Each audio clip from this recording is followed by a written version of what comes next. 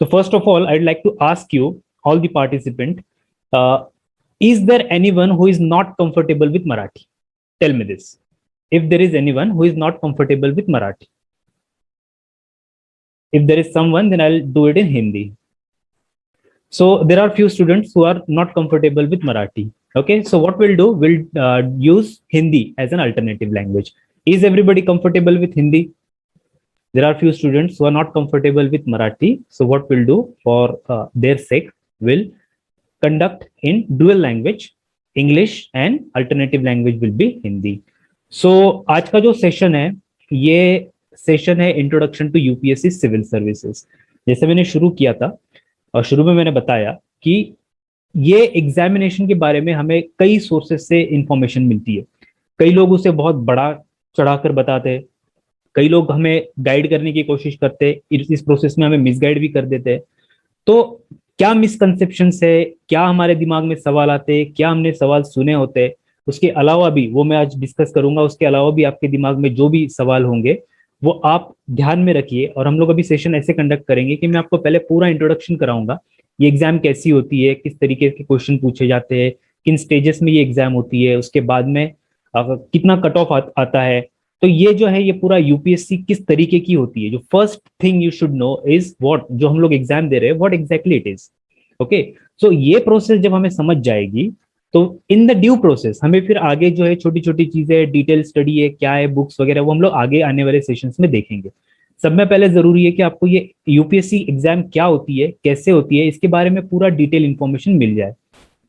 कुछ आपके दिमाग में हो जो सवाल है वो मैं अभी डिस्कस करूंगा, ठीक है, वो डिस्कस हो जाएगा आज. लेकिन उसके अलावा भी जो मैंने पॉइंट्स, जो मुझे स्टूडेंट्स ने पूछे हुए पॉइंट्स है, वो जो मैं यहाँ पे डिस्कस करने वाला हूँ. इनके अलावा अगर आपके दिमाग में कोई पॉइंट्स आते हैं, अगर आपके कुछ क्वेश्चंस होते हैं, तो हम लोग सेशन के एंड में लास्ट के 15 मिनट्स रखेंगे जहां पे आपके क्वेश्चंस लिए जाएंगे. So what I request you कि एकदम शांति से आप ध्यान लगा करके ये पूरा प्रोसेस समझ लीजिए. यूपीएससी क्या है, उसके अंदर क्या मिसकंसेप्शन है, उसका सिलेबस कैसा होता है, उसका कट ऑफ कितना आता है, किस तरीके के क्वेश्चंस पूछे जाते हैं, ये सब आज हम लोग अगले 1 घंटे के अंदर पूरा डिस्कस करने वाले हैं. So with your permission I will begin. Okay, तो my name is Ijaz Khan, I am a faculty, I am working since 8 years UPSC के, जो है यूपीएससी के लिए और एमपीएससी के लिए, दोनों के लिए मैं एज अ टीचिंग फैकल्टी काम करता हूँ. मैंने मुंबई, पुणे, नासिक, औरंगाबाद जैसे सिटीज में काम किया हुआ है. तो without wasting time will begin. Introduction to UPSC civil services. अब सबसे पहले हमें यह समझना है कि यूपीएससी क्या है. देखो, यूपीएससी एक कमीशन है, ये एक कॉन्स्टिट्यूशनल बॉडी है, यूनियन पब्लिक सर्विस कमीशन. ठीक है, इस कमीशन का काम क्या होता है? अभी अगर हम लोग हिस्ट्री से देखें, ब्रिटिश एम्पायर से होता यह है कि हमारे देश को मैनेज करने के लिए, ओके, एक पॉलिटिकल लीडरशिप होती है और दूसरी होती है एक ब्यूरोक्रेसी. ठीक है, अब पॉलिटिकल लीडरशिप हमें पता है 5 साल के लिए आती है, 5 साल के बाद चले जाती है. बहुत से उसके अंदर ऐसे होते हैं कि जो बहुत ज्यादा एजुकेटेड नहीं होते, उतने वेल ट्रेंड नहीं होते, और उनको अपने जो पॉलिटिकल वर्क से उससे उनको फुर्सत नहीं मिलती. तो जो देश का एडमिनिस्ट्रेशन चलता है, हमारे देश का जो एडमिनिस्ट्रेशन चलता है, वो कैसे चलता है? वो चलता है, वो पर्दे के पीछे के जो खिलाड़ी होते हैं वो चलाते हैं. ठीक है, अब ये पर्दे के पीछे खिलाड़ी कौन है? हमें तो बड़े बड़े मिनिस्टर्स दिखते हैं, वो आएंगे मीडिया में भाषण करेंगे, सब कुछ करेंगे, सब हम लोग देखते हैं. लेकिन असल में देश कौन चला रहा होता है? देश चला रही होती है सिस्टम, और ये सिस्टम होती है ब्यूरोक्रेसी की.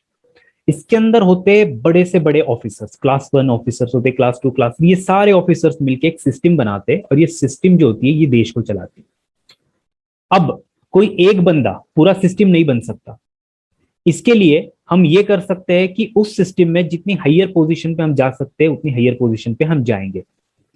हाईएस्ट पोजीशन जो बिगिनर्स के लिए होती है वो आपको प्रोवाइड करती है UPSC. UPSC is a commission, और इस कमीशन का काम होता है, ये हमारे कॉन्स्टिट्यूशनल बॉडी है, इस बॉडी का काम होता है एग्जाम्स कंडक्ट कराना, और पूरे देश में से जो ब्रिलियंट स्टूडेंट्स होते हैं, ऐसे स्टूडेंट्स जो एबल होते हैं उनके हिसाब से, कि जो ये देश की जिम्मेदारी संभाल सके. राइट, तो उसके लिए वो कमीशन को ये रिस्पॉन्सिबिलिटी दी गई है कि आप एग्जाम्स कंडक्ट कीजिए, बेस्ट स्टूडेंट को सिलेक्ट कीजिए, और उन स्टूडेंट्स को लाके हमारे पास दीजिए. ठीक है, यहां तक मैं आया था कि यूपीएससी के पास एक रिस्पॉन्सिबिलिटी होती है, और वो रिस्पॉन्सिबिलिटी ये होती है कि आप एग्जाम कंडक्ट कीजिए, देश से बेस्ट स्टूडेंट्स को आप चूज कीजिए, हमारे पास ला के दीजिए। आगे की जो रिस्पॉन्सिबिलिटी होती है वो पूरी गवर्नमेंट की होती है।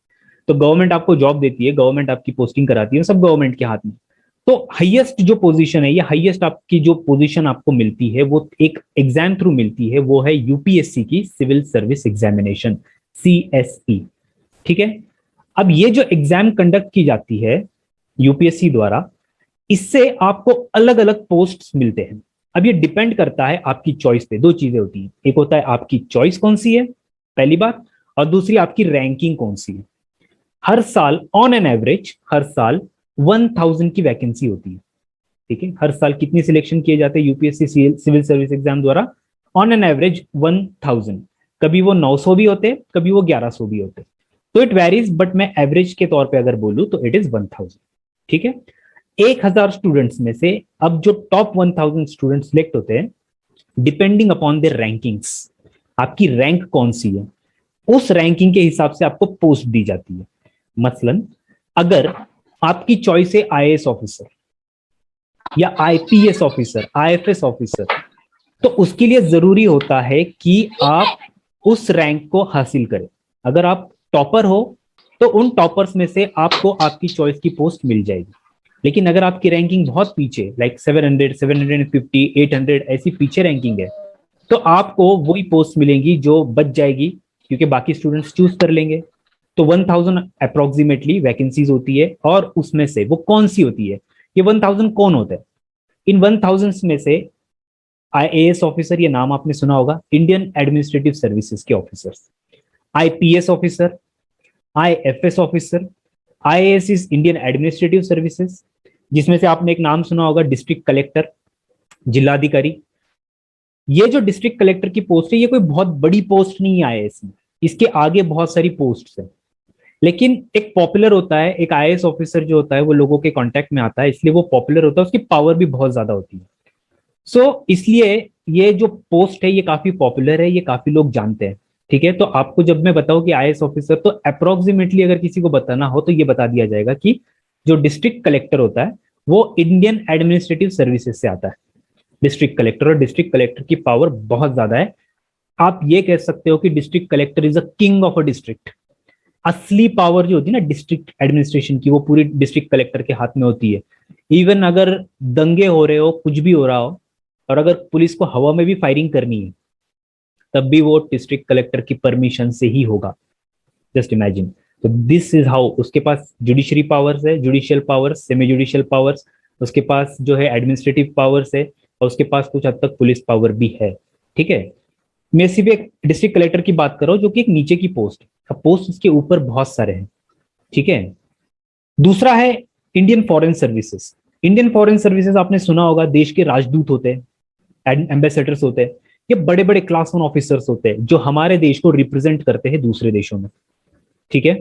तो ये भी एक पोस्ट है, ये भी बहुत एक क्रीमी पोस्ट है, जो दूसरे देशों में जाके इंडिया का एडमिनिस्ट्रेशन, जैसा भी हमारा जो डेवलपिंग कंट्री है, इसलिए यहाँ पे आईएएस ऑफिसर्स, क्योंकि एक प्रशासन हमें करना होता है, डेवलपमेंट के काम करने होते हैं, इसलिए उनको वैल्यू दी जाती है।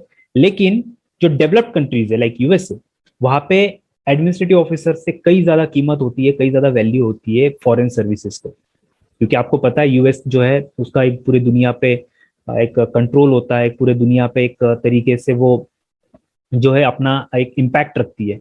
तो ऐसे में फॉरेन ऑफिसर्स जो होते हैं, फॉरेन सर्विसेज वाले, ये बहुत जरूरी होते हैं इन चीजों को मैनेज करने के लिए।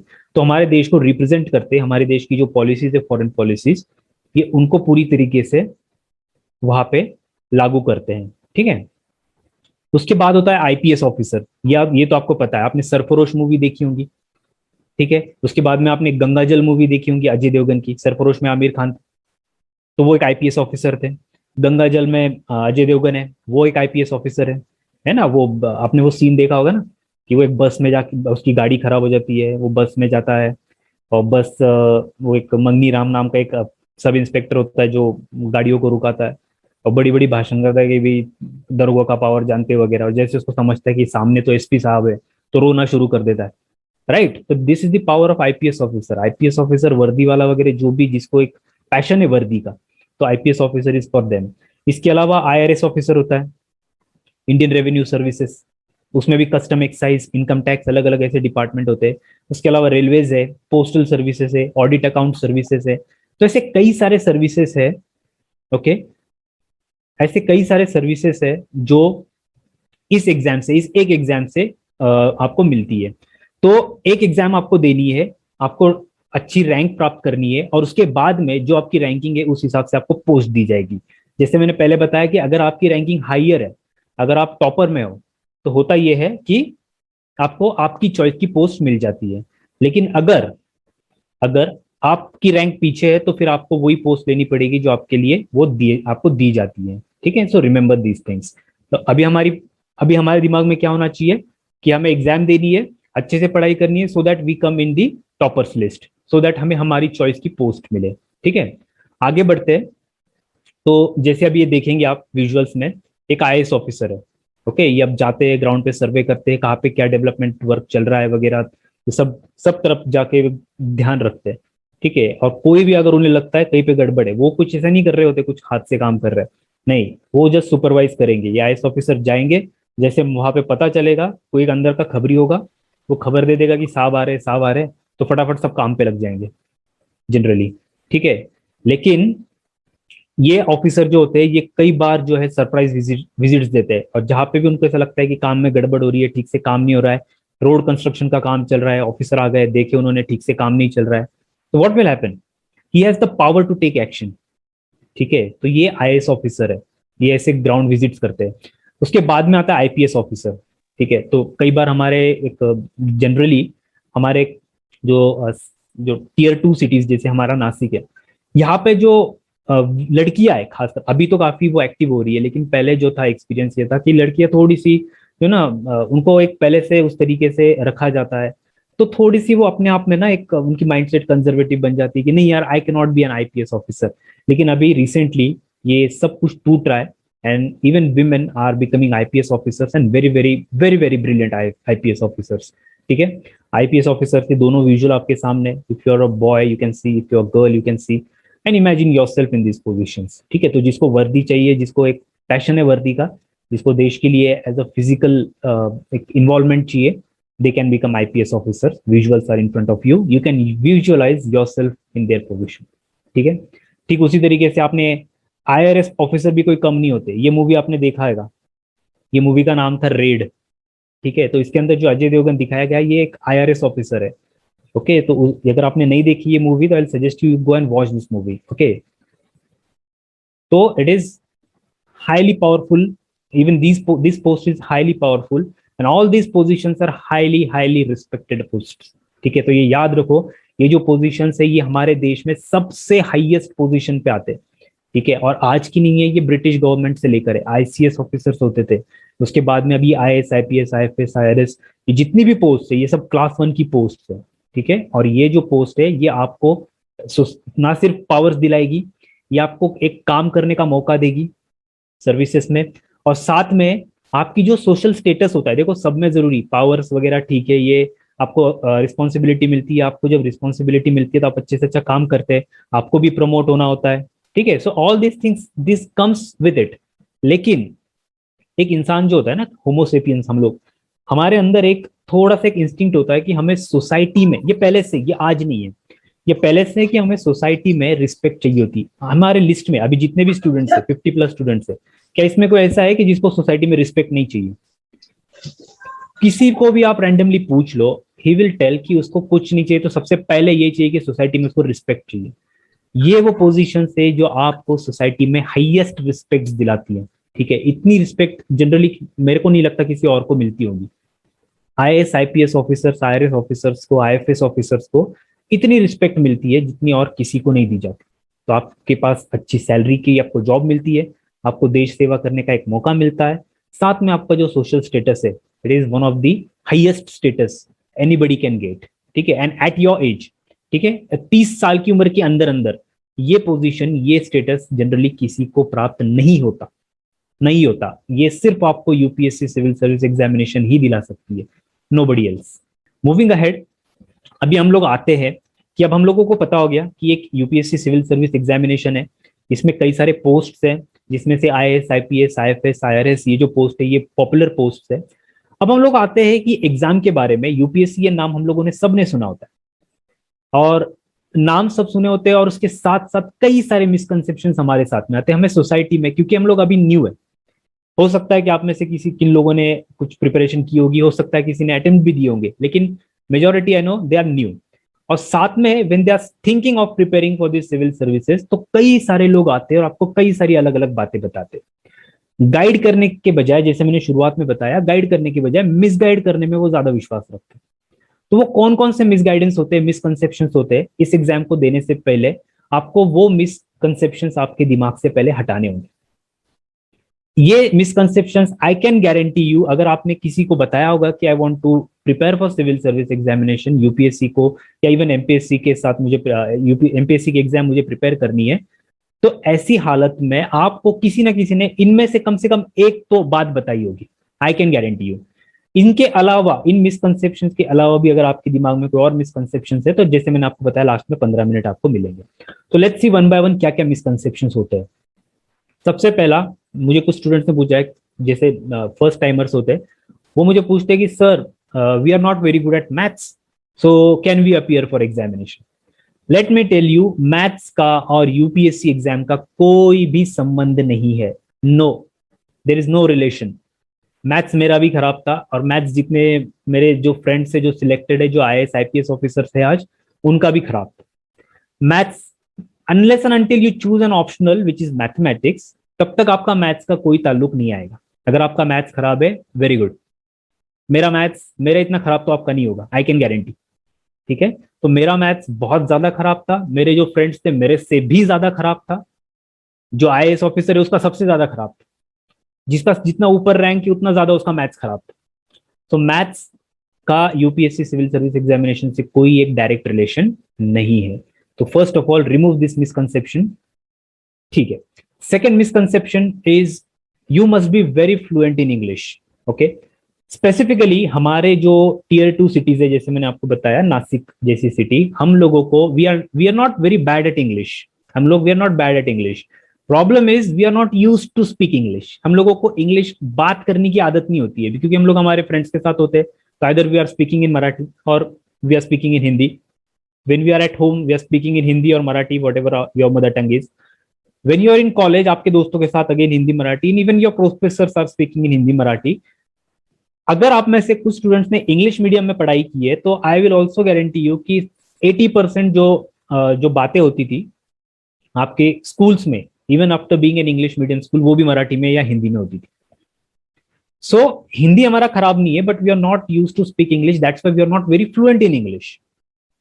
But is it an obstacle? क्या आपको ये बताया जाएगा कि अरे वो है, क्योंकि हम लोगों के अंदर है ना इंफीरियरिटी कॉम्प्लेक्स आ जाता है। If somebody from like Delhi और मुंबई ही comes in front of us, start speaking in English, very fluent English, very fast, so we think यार मैं तो ये देख कहाँ पे, मैं कहाँ पे हूँ, है ना, हम लोग तो कहीं पे भी नहीं इनके सामने।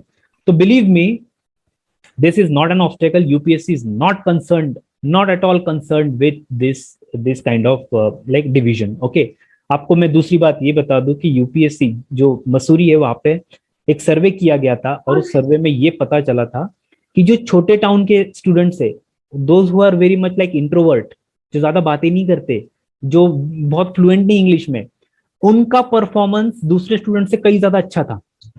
सो they were more happy with these students. तो आप जैसे, हम जैसे स्टूडेंट थे जिनसे वो ज्यादा हैप्पी थे, बिकॉज दे वो परफॉर्मिंग इवन बेटर।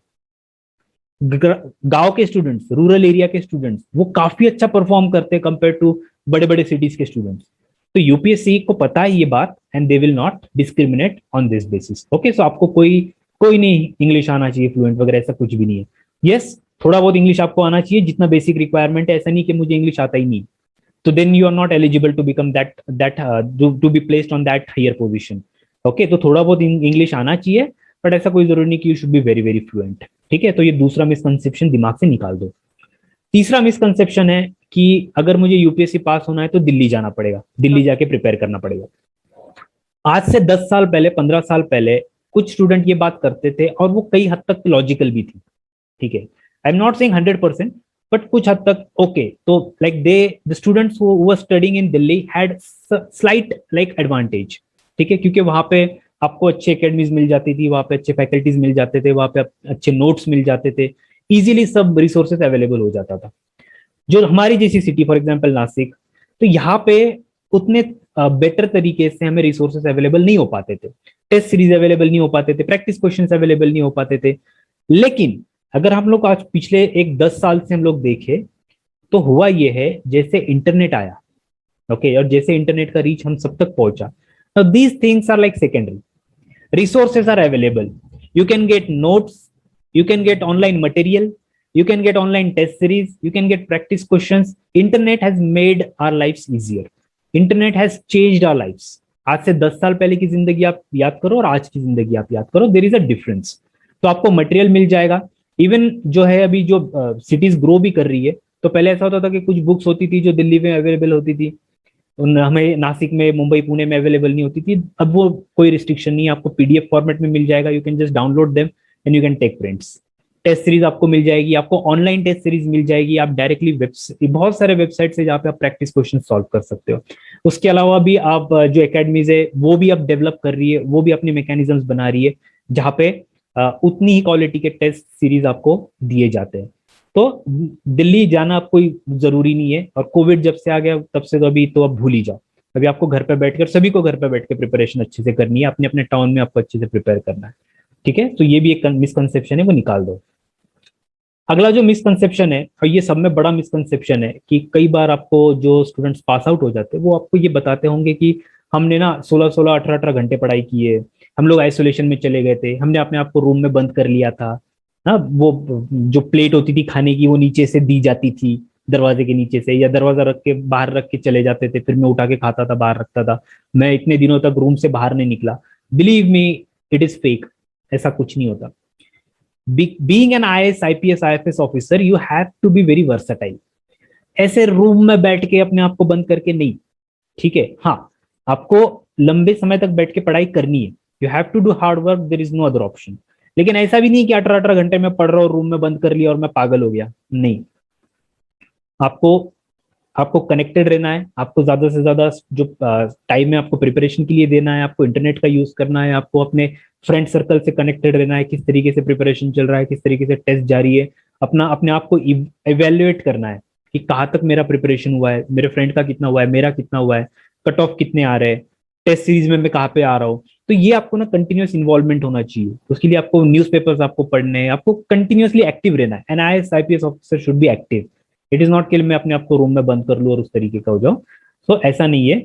अगर आप कंसिस्टेंट हो, अगर आप डेली प्रिपरेशन करते हो, सीरियसली प्रिपेयर कर रहे हो, तो like I will say 5 to 6 hours daily, अच्छे से क्वालिटी। अच्छा, अब कई लोग स्टूडेंट्स मुझे ये पूछते हैं कि कितने आवर्स के लिए प्रिपरेशन करना है। नो, आवर्स में कैलकुलेट नहीं होता प्रिपरेशन। प्रिपरेशन होता है आपका सिलेबस कितना है।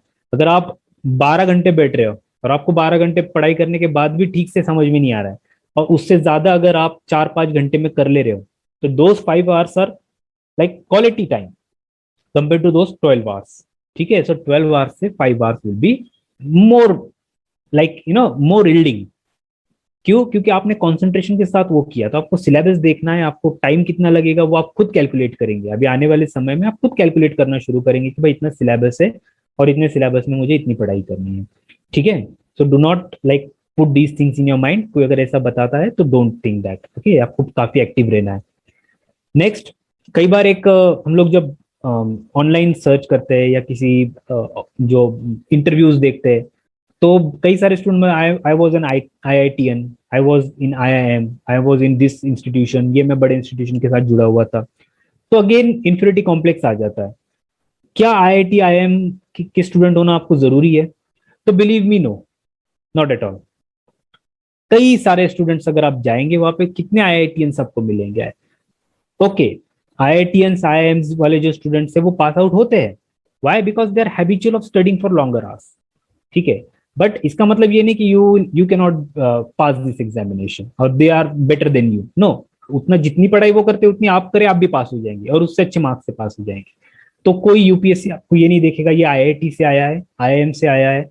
मार्क्स देते वक्त वो कोई भी ऐसी चीज कंसिडर नहीं करते। ठीक है, अगर आप छोटे से छोटे स्कूल से आए हो, गवर्नमेंट स्कूल से, आप छोटे छोटे कॉलेजेस में अगर आप पढ़ के भी आप वहां तक पहुंच रहे हो, UPSC is very very happy to take you. ठीक है, तो निकाल दो ये भी दिमाग से। नेक्स्ट होता है कि यूपीएससी करने वाला स्टूडेंट जो है वो बचपन से ही टैलेंटेड है, सुपर इंटेलिजेंट है, वो स्कूल का टॉपर था, कॉलेजेस में वो टॉपर था, गोल्ड मेडलिस्ट था, यूनिवर्सिटी का टॉपर था। बिलीव मी, जब आप सिलेक्ट हो जाओगे, आप जब वहां पे जाओगे, तो 80% स्टूडेंट्स ऐसे होंगे जो इस रेंज में होते हैं, जिनको 50% से लेके 75% के बीच, ये जो एवरेज वाले स्टूडेंट होते हैं ना, 50%, 60%, 65, 75% वाले स्टूडेंट्स मैक्सिमम, यही आपको ज्यादा दिखाई देंगे। उसका रीजन एक है कि ये जो होते हैं ना 60-65 वाले, ये किताबी कीड़े नहीं होते, वो पढ़ाई में भी होते हैं और साथ में वो अदर एक्टिविटीज में भी होते हैं। And that is what is required.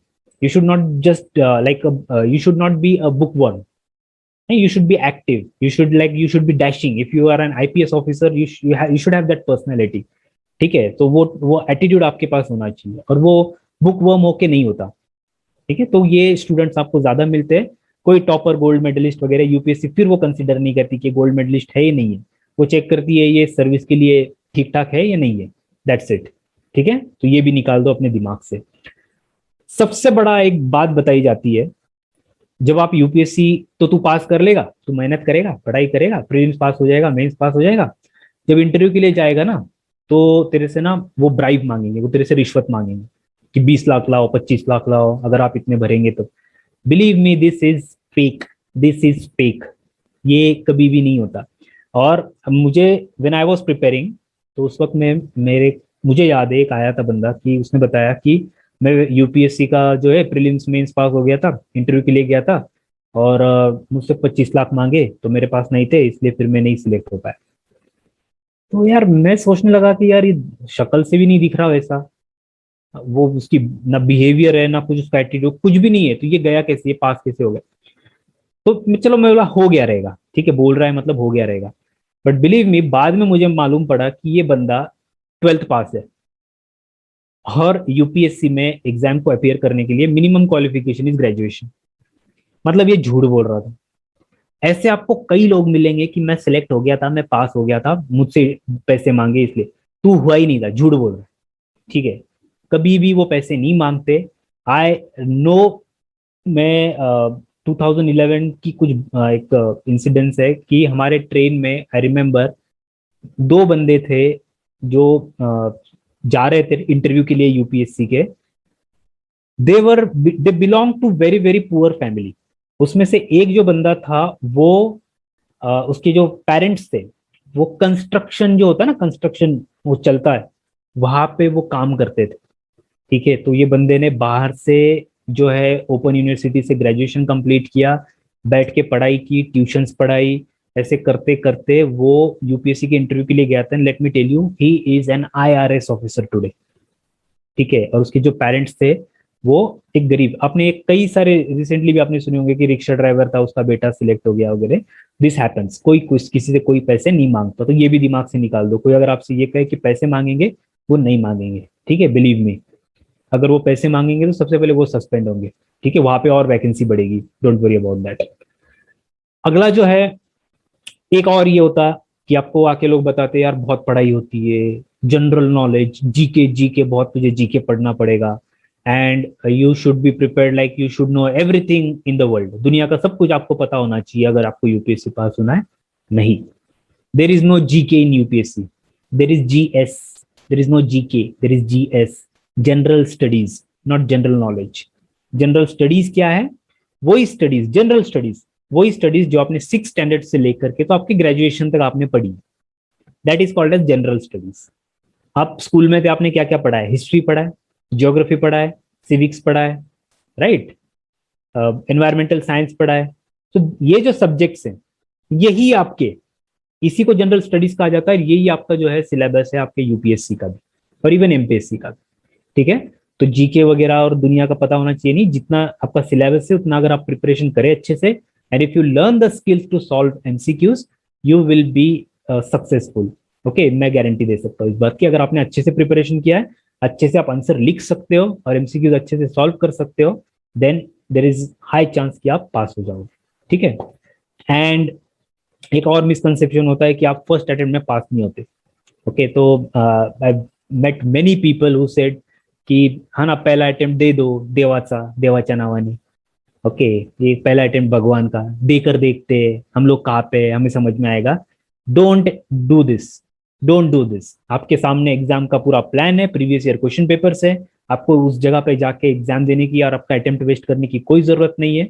आप पहले से अच्छे से प्रिपेयर करें, 1 साल का टाइम दे उसके लिए, एग्जाम में जाए. आपको मैं बता दूं, बहुत बड़ा जो परसेंटेज होता है स्टूडेंट्स का, वो फर्स्ट अटेम्प्ट में ही पास होते हैं. और जितने जल्दी अटेम्प्ट्स में आप पास होंगे, उतना आपको फ्रस्ट्रेशन कम होगा और उतने आपके अच्छे स्कोर आने के चांसेस ज्यादा होते हैं. जो ऑब्जर्वेशन मैंने किया है, जितने अटेम्प्ट्स लेट होते जाते हैं, उतना स्कोर आपका कम होता जाता है. ठीक है, दिस इज एन ऑब्जर्वेशन. जितना जल्दी आपका सिलेक्शन होता है, उतना इट इज बेटर.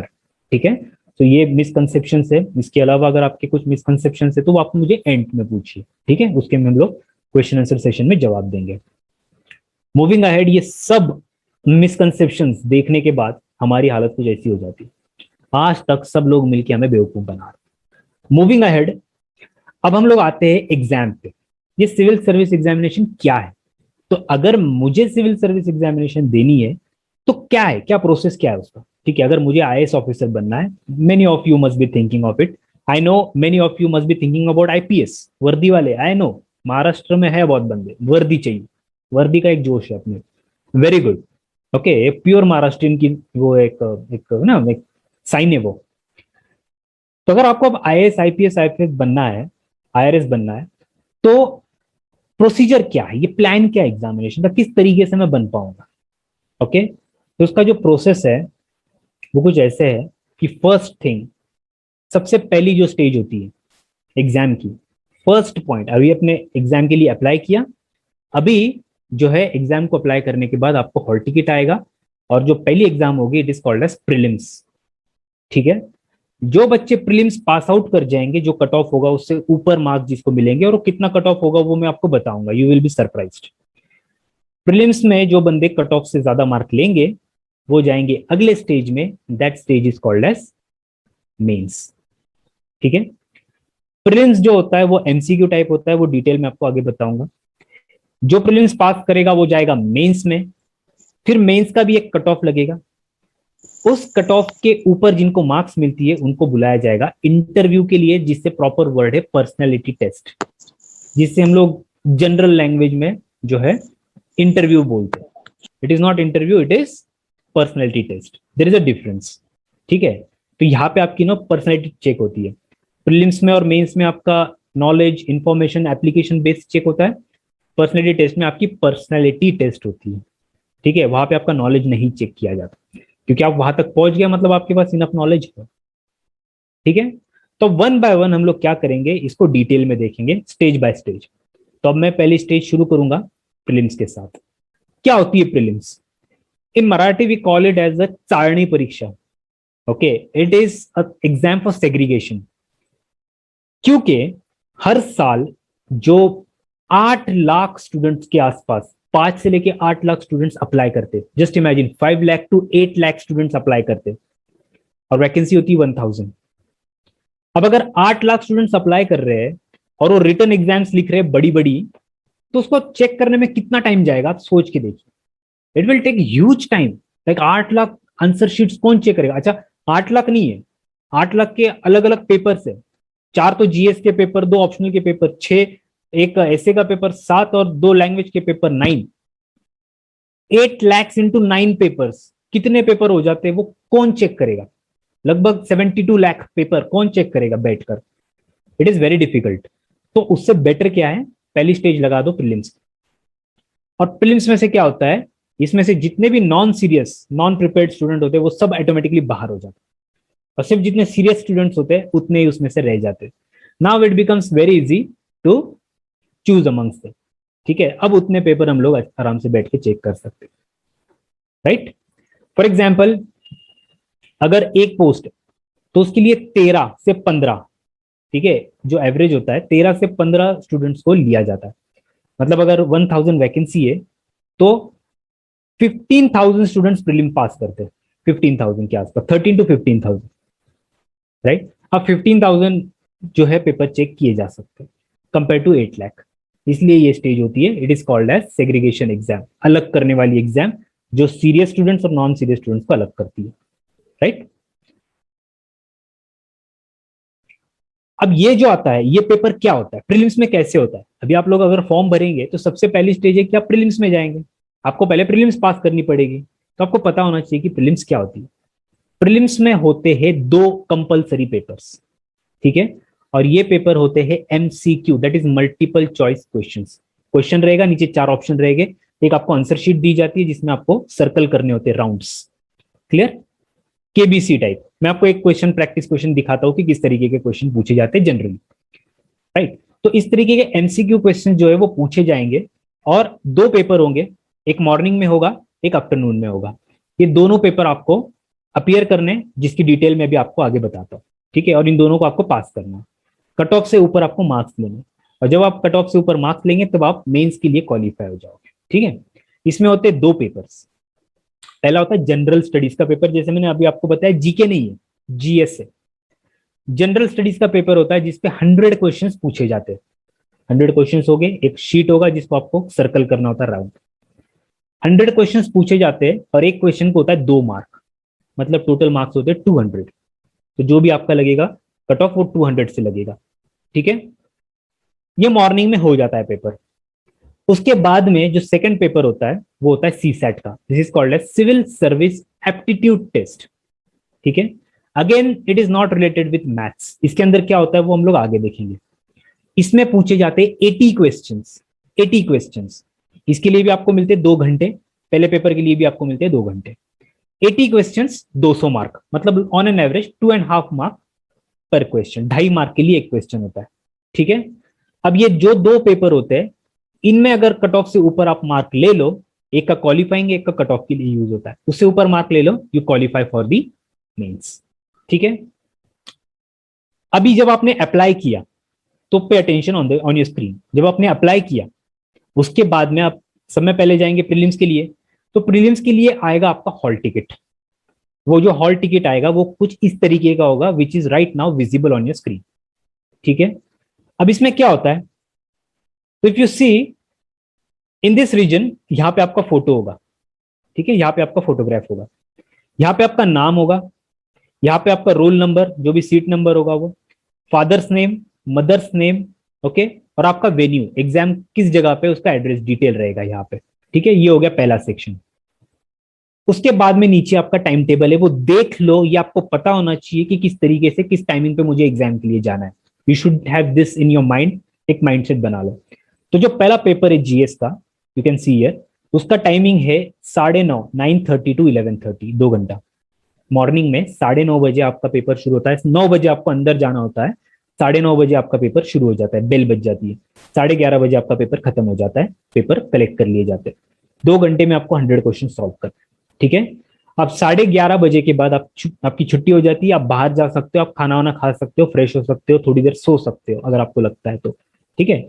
उसके बाद में जो सेकंड पेपर होता है, जो सीसेट का पेपर होता है, वो आपका शुरू होता है 2:30 बजे, 2:30 टू 4:30, देखो यहाँ पे टाइमिंग है 2:30 बजे।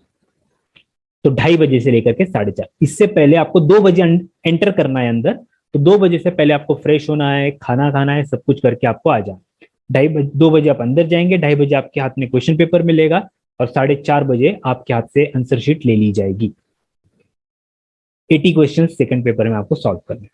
तो अभी आपके सामने इमेज आ गई है, कुछ इस तरीके का आपका हॉल टिकट रहेगा, जो ब्लैंक है वहां पे आपका नाम और आपका सब कुछ डिटेल भरा रहेगा, और आपका फोटो रहेगा, दैट्स इट, सिंपल। अभी आ गया आपका, ठीक है। अभी आप देखते हैं कि जीएस जब मैं बोल रहा हूं कि ये एग्जैक्टली है क्या, ठीक है। तो पहले पेपर में जो 100 क्वेश्चन पूछे जाएंगे वो क्या पूछे जाएंगे, क्या होगा वो, what will be the details. तो सबसे पहले उसमें होगा, लाइक आई हैव सेड, 2 घंटे मिलेंगे, 100 क्वेश्चन हो गए 200 मार्क्स के लिए, 200 मार्क्स के लिए। सबसे पहले उसमें पूछा जाएगा most important section, that is current affairs of national and international importance. National और इंटरनेशनल इंपॉर्टेंस वाले जो भी इवेंट्स होते हैं, चाहे वो इकोनॉमी से रिलेटेड हो, वो पॉलिटिक्स से रिलेटेड हो, चाहे वो किसी गवर्नेंस से रिलेटेड हो, कोई कॉन्स्टिट्यूशनल अमेंडमेंट्स हो, जो कुछ भी इंपॉर्टेंट एस्पेक्ट्स है, ये उस पर आपको एमसीक्यू क्वेश्चंस पूछे जाएंगे, चाहे वो नेशनल लेवल से इंपॉर्टेंट हो या इंटरनेशनल लेवल पे वो इंपॉर्टेंट हो, ठीक है। इसके लिए आपको न्यूज़पेपर्स अच्छे से पढ़ने हैं, और आपको ऑथेंटिकेट न्यूज चैनल्स आपको देखने हैं, ठीक है, like Lok Sabha TV, Rajya Sabha TV. उसके अलावा और भी बहुत सारे जो मैगजीन्स वगैरह आते हैं वो भी आप देख सकते हो, लाइक योजना, कुरुक्षेत्र, एक्सेट्रा। ठीक है। सेकंड जो सेक्शन आता है, जो अब मैं जो बता रहा हूं ये सबके मिला के 100 क्वेश्चन है, ठीक है। कुछ क्वेश्चन आएंगे आपके करंट अफेयर्स पे, which is the most important section. जो सेकंड थिंग, जो सेकंड टॉपिक है या जो सेकंड सब्जेक्ट है इसके अंदर का, वो होगा हिस्ट्री ऑफ इंडिया, जिसमें ancient history of India, Harappa civilisation से लेकर के मेडिवल, मतलब जो मुगल वगैरह है ये इसका, and then Indian national movement, मतलब 1857 के बाद का, कांग्रेस की स्थापना और फिर सब वो कुछ जो Surat split and all those things, okay, ये सब आप पार्टीशन ऑफ इंडिया तक जो भी होता है ये सब आपको हिस्ट्री में पढ़ना है। इसके ऊपर आपको एमसीक्यूज पूछे जाएंगे, ठीक है।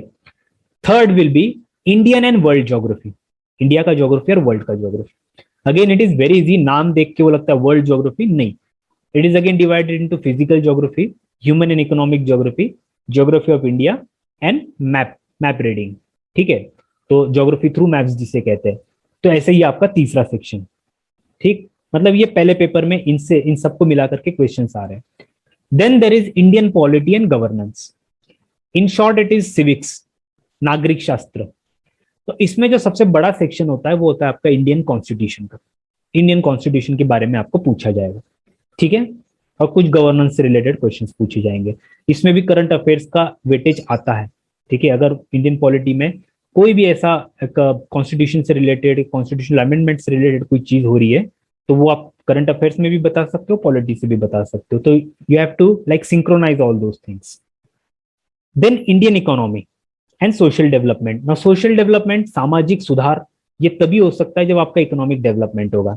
तो ये इकोनॉमी है क्या, इंडियन इकोनॉमी है क्या, ये आपको समझना पड़ेगा। इसमें माइक्रो इकोनॉमिक्स नहीं पूछा जाता, इसमें मैक्रो इकोनॉमिक्स पूछा जाता है, वो जो देश लेवल पे चलता है।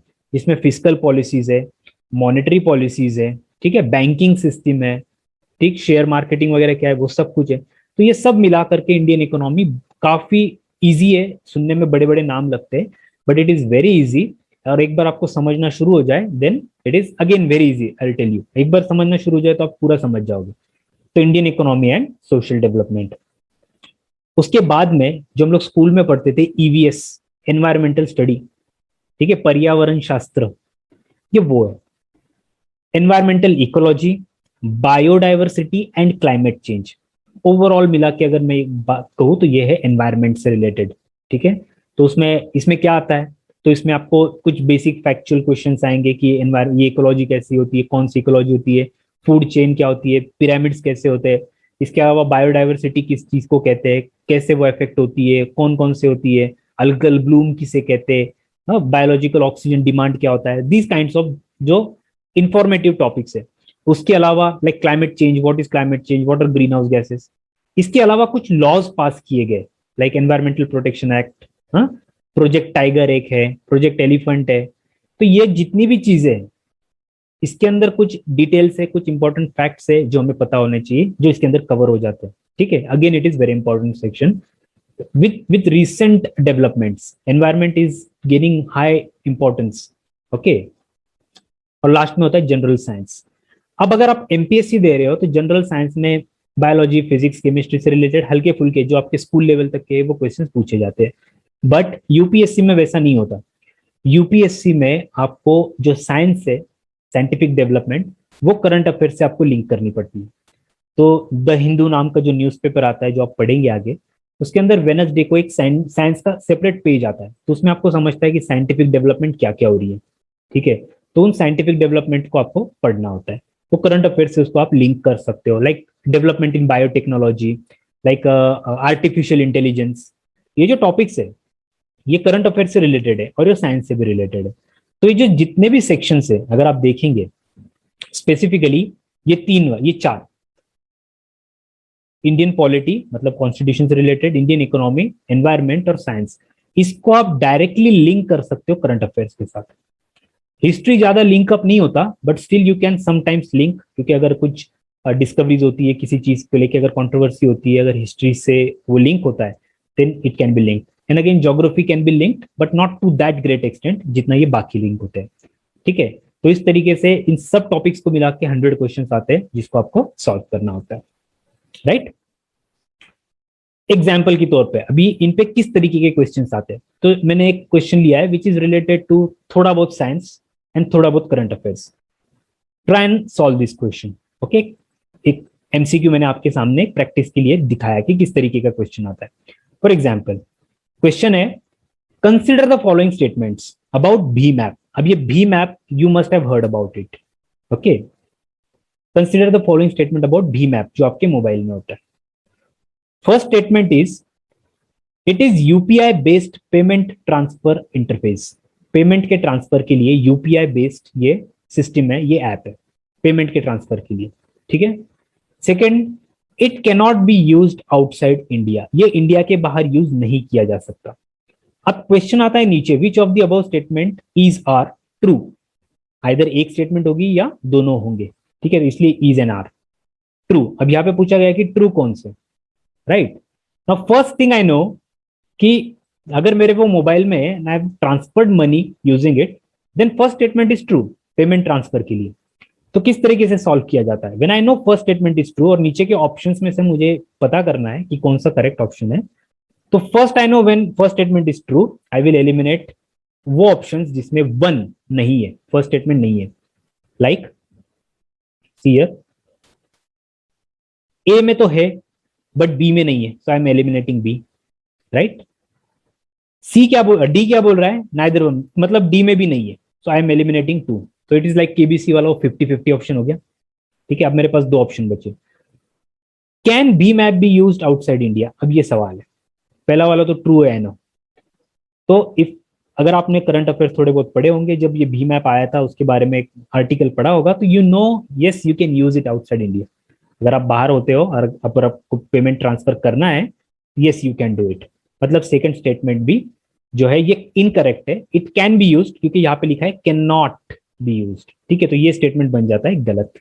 तो सेकंड स्टेटमेंट हो गया गलत, ये निकाल दिया गया, answer is A. This is how you have to solve this questions, ठीक है। और ऐसे करके अभी ये क्वेश्चन हो गया, ऐसे 100 क्वेश्चंस रहेंगे। You can use this method and get maximum marks, ठीक है, सिंपल एज दैट। थोड़ी डिफिकल्टी लेवल, कुछ क्वेश्चंस इससे ज्यादा डिफिकल्ट होंगे, कुछ इससे आसान होंगे, तो आपको एक एवरेज मेंटेन करना है, जो आपको मैं अभी बताता हूँ। अभी मॉर्निंग का पेपर हो गया, 100 क्वेश्चंस मैंने सॉल्व कर दिए। अब मैं आ गया, अब मैंने फ्रेश हो गया, खाना खा लिया। अब 2 बज गए, मैं हॉल के अंदर गया, 2:30 बजे मेरे पास क्वेश्चन पेपर मिला। कई स्टूडेंट जो सेकंड पेपर है, जो सीसैट का पेपर है, CSAT civil service aptitude test, उनको लगता है कि ये जो पेपर है, ये मैथ्स से रिलेटेड पेपर है। आंसर इज नो, नहीं। इसका सिलेबस क्या है, वन बाय वन देखते हैं। सबसे ज्यादा वेटेज जो है, ये पेपर 2 को 80 क्वेश्चंस 200 मार्क्स, जिसमें सबसे ज्यादा वेटेज जो है दिया जाता है कॉम्प्रीहेंशन को। Comprehension, what is comprehension? एक आर्टिकल दिया जाता है ऊपर और उसके ऊपर नीचे 3-4 क्वेश्चन पूछे जाते हैं, that is called as comprehension. तो ये आर्टिकल आपको पढ़ना है और उसको कॉम्प्रीहेंड करना है, उसको अंडरस्टैंड करके उसके ऊपर बेस्ड नीचे के 3-4 क्वेश्चन सॉल्व करने, ठीक है। This is called as comprehension. Believe me, 80 में से 50 क्वेश्चन कॉम्प्रीहेंशन पे आ जाते हैं। ऊपर आर्टिकल है, उससे देख के आपको नीचे सॉल्व करने, दैट्स इट। कोई आपको अलग से पढ़ाई करके नहीं जाना उसके लिए। ऊपर आर्टिकल पढ़ो, नीचे सिर्फ यहाँ पे जरूरत होती है स्पीड एंड एक्यूरेसी की, जो आपको प्रैक्टिस के साथ आ जाएगी, ठीक है। Second section is interpersonal skills, communication skills, जहाँ पे ग्रामेटिकल मिस्टेक्स वगैरह जो है वो आपको बताया जाता है। क्वेश्चंस होते हैं जिसमें से ग्रामेटिकल मिस्टेक्स आपको चूज करने होते हैं। Then there is logical reasoning and analytical ability. You know that, okay, you have solved sometimes आपके लाइफ में कभी ना कभी आपने लॉजिकल रीजनिंग का क्वेश्चन सॉल्व किया रहेगा। एक प्रैक्टिस का क्वेश्चन मैं आपको देने वाला हूँ। उसके बाद आता है decision making and problem solving. ये एक वेरी इंपॉर्टेंट सेक्शन है, इस पे अप्रोक्सीमेटली 5 से लेकर 10 क्वेश्चंस आते हैं। इसमें होता यह है कि एक सिचुएशन दी जाती है आपको कि ऐसा ऐसा सिचुएशन है और what will you do in this situation, simple as that. और उसके नीचे 4 ऑप्शन होते हैं, इन चारों में से आपको एक ऑप्शन चूज करना होता है कि इस सिचुएशन में मैं क्या करूंगा, that is called as decision making, ठीक है। उसके बाद में आता है general mental ability, again logical reasoning से ये थोड़ा बहुत नजदीक है, ठीक है। Then there is basic numeracy. अच्छा, ये मैथ्स नहीं है, इसमें होता है ना नंबर रिलेशन, नंबर सीरीज वगैरह, है ना, ऐसा है, मतलब 2, 4, 8 आगे क्या, लेकिन ये इस पे भी क्वेश्चंस आजकल काफी कम आते हैं, ठीक है। देन डेटा इंटरप्रिटेशन, ये एक बहुत इंपॉर्टेंट सेक्शन है, अगेन इस पे 4-5 क्वेश्चंस तो आ ही जाते हैं। डेटा इंटरप्रिटेशन में क्या होता है, आपको कोई एक पाई चार्ट दिया जाएगा, एक ग्राफ दिया जाएगा, ठीक है। इस तरीके की आपको कुछ चीजें दी जाती है, एक पाई चार्ट दिया जाएगा या ग्राफ दिया जाएगा, और उस ग्राफ से या पाई चार्ट से रिलेटेड आपको नीचे क्वेश्चंस पूछे जाते हैं, और जो आपको पाई चार्ट स्टडी करके समझ के उसको आपको आंसर करना है, ठीक है। कभी ना कभी आपके लाइफ में ये क्वेश्चंस आपने सॉल्व किए, आई नो दैट, ठीक है। एक पाई चार्ट है या ग्राफ है या वो जो होता है ना बार, वो होता है, इससे रिलेटेड आपको क्वेश्चन सॉल्व करना है, ठीक है। And lastly English language comprehension. अब ये क्या होता है, जैसे मैंने आपको बताया 50 क्वेश्चन जो है ऑलमोस्ट 80 में से कॉम्प्रिहेंशन पे ही आ जाते हैं। तो ये जो कॉम्प्रिहेंशन है ना पहला, इस पे आते हैं 45 के आसपास क्वेश्चन, और इस पे आते हैं 5 क्वेश्चन। दोनों में फर्क ये है कि ये जो कॉम्प्रिहेंशन है ये वाला, ये डुअल लैंग्वेज में होता है, मतलब सेम कॉम्प्रिहेंशन आपको दोनों लैंग्वेज में मिलेगा, इंग्लिश एंड हिंदी, राइट। लेकिन ये वाला जो लास्ट वाला कॉम्प्रिहेंशन है ये सिर्फ इंग्लिश में होगा, ये दूसरे लैंग्वेज में नहीं होगा, ठीक है। ये फर्क है। अब ये दोनों को अगर मैं मिला लूं तो अप्रोक्सीमेटली 50 क्वेश्चन जो है वो कॉम्प्रिहेंशन के ही बन जाते हैं। थोड़ा बहुत ऊपर नीचे यूपीएससी कर सकती है, they are open to it. अब मैं आपको ये बात बता दूं कि ये जो पेपर है, पेपर 2, ये क्वालिफाइंग है, मतलब इसके मार्क्स आपके कट ऑफ में नहीं पकड़े जाते।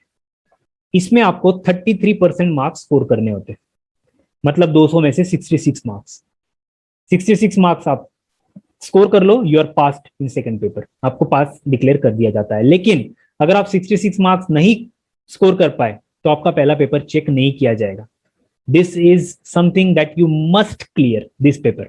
33% आपको लेना ही लेना है, तभी आपका पेपर 1 चेक किया जाएगा। 66 मार्क्स आपको लेने ही है, जो कि मुझे लगता है it's easy. Comprehension, okay, data interpretation, decision making वगैरह मिला करके आप काफी अच्छे से स्कोर कर सकते हो। And I know students generally score 100 के आसपास, ठीक है। थोड़ा बहुत practice and you can score 100, okay. तो इसका ज्यादा टेंशन लेने की बहुत ज्यादा जरूरत नहीं है। हो गए, तो अभी आपके दोनों पेपर हो गए, मॉर्निंग वाला हो गया, आफ्टरनून वाला हो गया। जैसे मैंने आपको बताया कि एक लॉजिकल रीजनिंग में किस तरीके का क्वेश्चन आपको पूछा जाएगा, एक बेसिक क्वेश्चन है, ठीक है। नॉट नेसेसरली ये क्वेश्चन आएगा, क्वेश्चन इस तरीके का होगा। A girl introduces a boy, एक लड़की ने एक बॉय को इंट्रोड्यूस किया अपने फ्रेंड से। लाइक आपके पास आई एक लड़की जो है आपकी फ्रेंड है, वो एक उसके साथ एक लड़का है, तो आपने पूछा वो लड़का कौन है, तो she said he is the son of the daughter of the father of her uncle, मतलब उसके अंकल के फादर के बेटी का बेटा है। मतलब वो लड़के और लड़की का क्या रिलेशन है, मतलब या वो जो लड़का है लड़की का क्या लगता है। इसका आंसर है ब्रदर। अभी आप वो चेक करके देखो, I know you can solve it, लेकिन मुझे ये मालूम है कि आपको थोड़ा टाइम लगेगा, आप उसमें थोड़ा सा है ना 1-2 मिनट 3 मिनट आपको लगेंगे सॉल्व करने के लिए। यही आपको प्रैक्टिस करनी है कि आपको जो 3 मिनट लगते हैं वो आपको 1 मिनट के अंदर सॉल्व करना है, ठीक है। This is the practice. इस तरीके के लॉजिकल रीजनिंग के क्वेश्चन आते हैं, इसमें कहीं पे भी मैथ्स नहीं है, ठीक। अब हो जाती है प्रीलिम्स, तो सब में पहले जो सब स्टूडेंट्स है उनका सबसे पहले दिमाग में ये क्वेश्चन आता है, एवरीबडी, कि सर कट ऑफ कितना आता है, कट ऑफ क्या होता है, how much is the cut off. Now let me tell you, this cut off varies, ठीक है। I will talk about general category here, okay. अगर आपकी कैटेगरी ओबीसी है तो आप ओबीसी का भी चेक कर लो, एससी एसटी का भी चेक कर लो, ठीक है।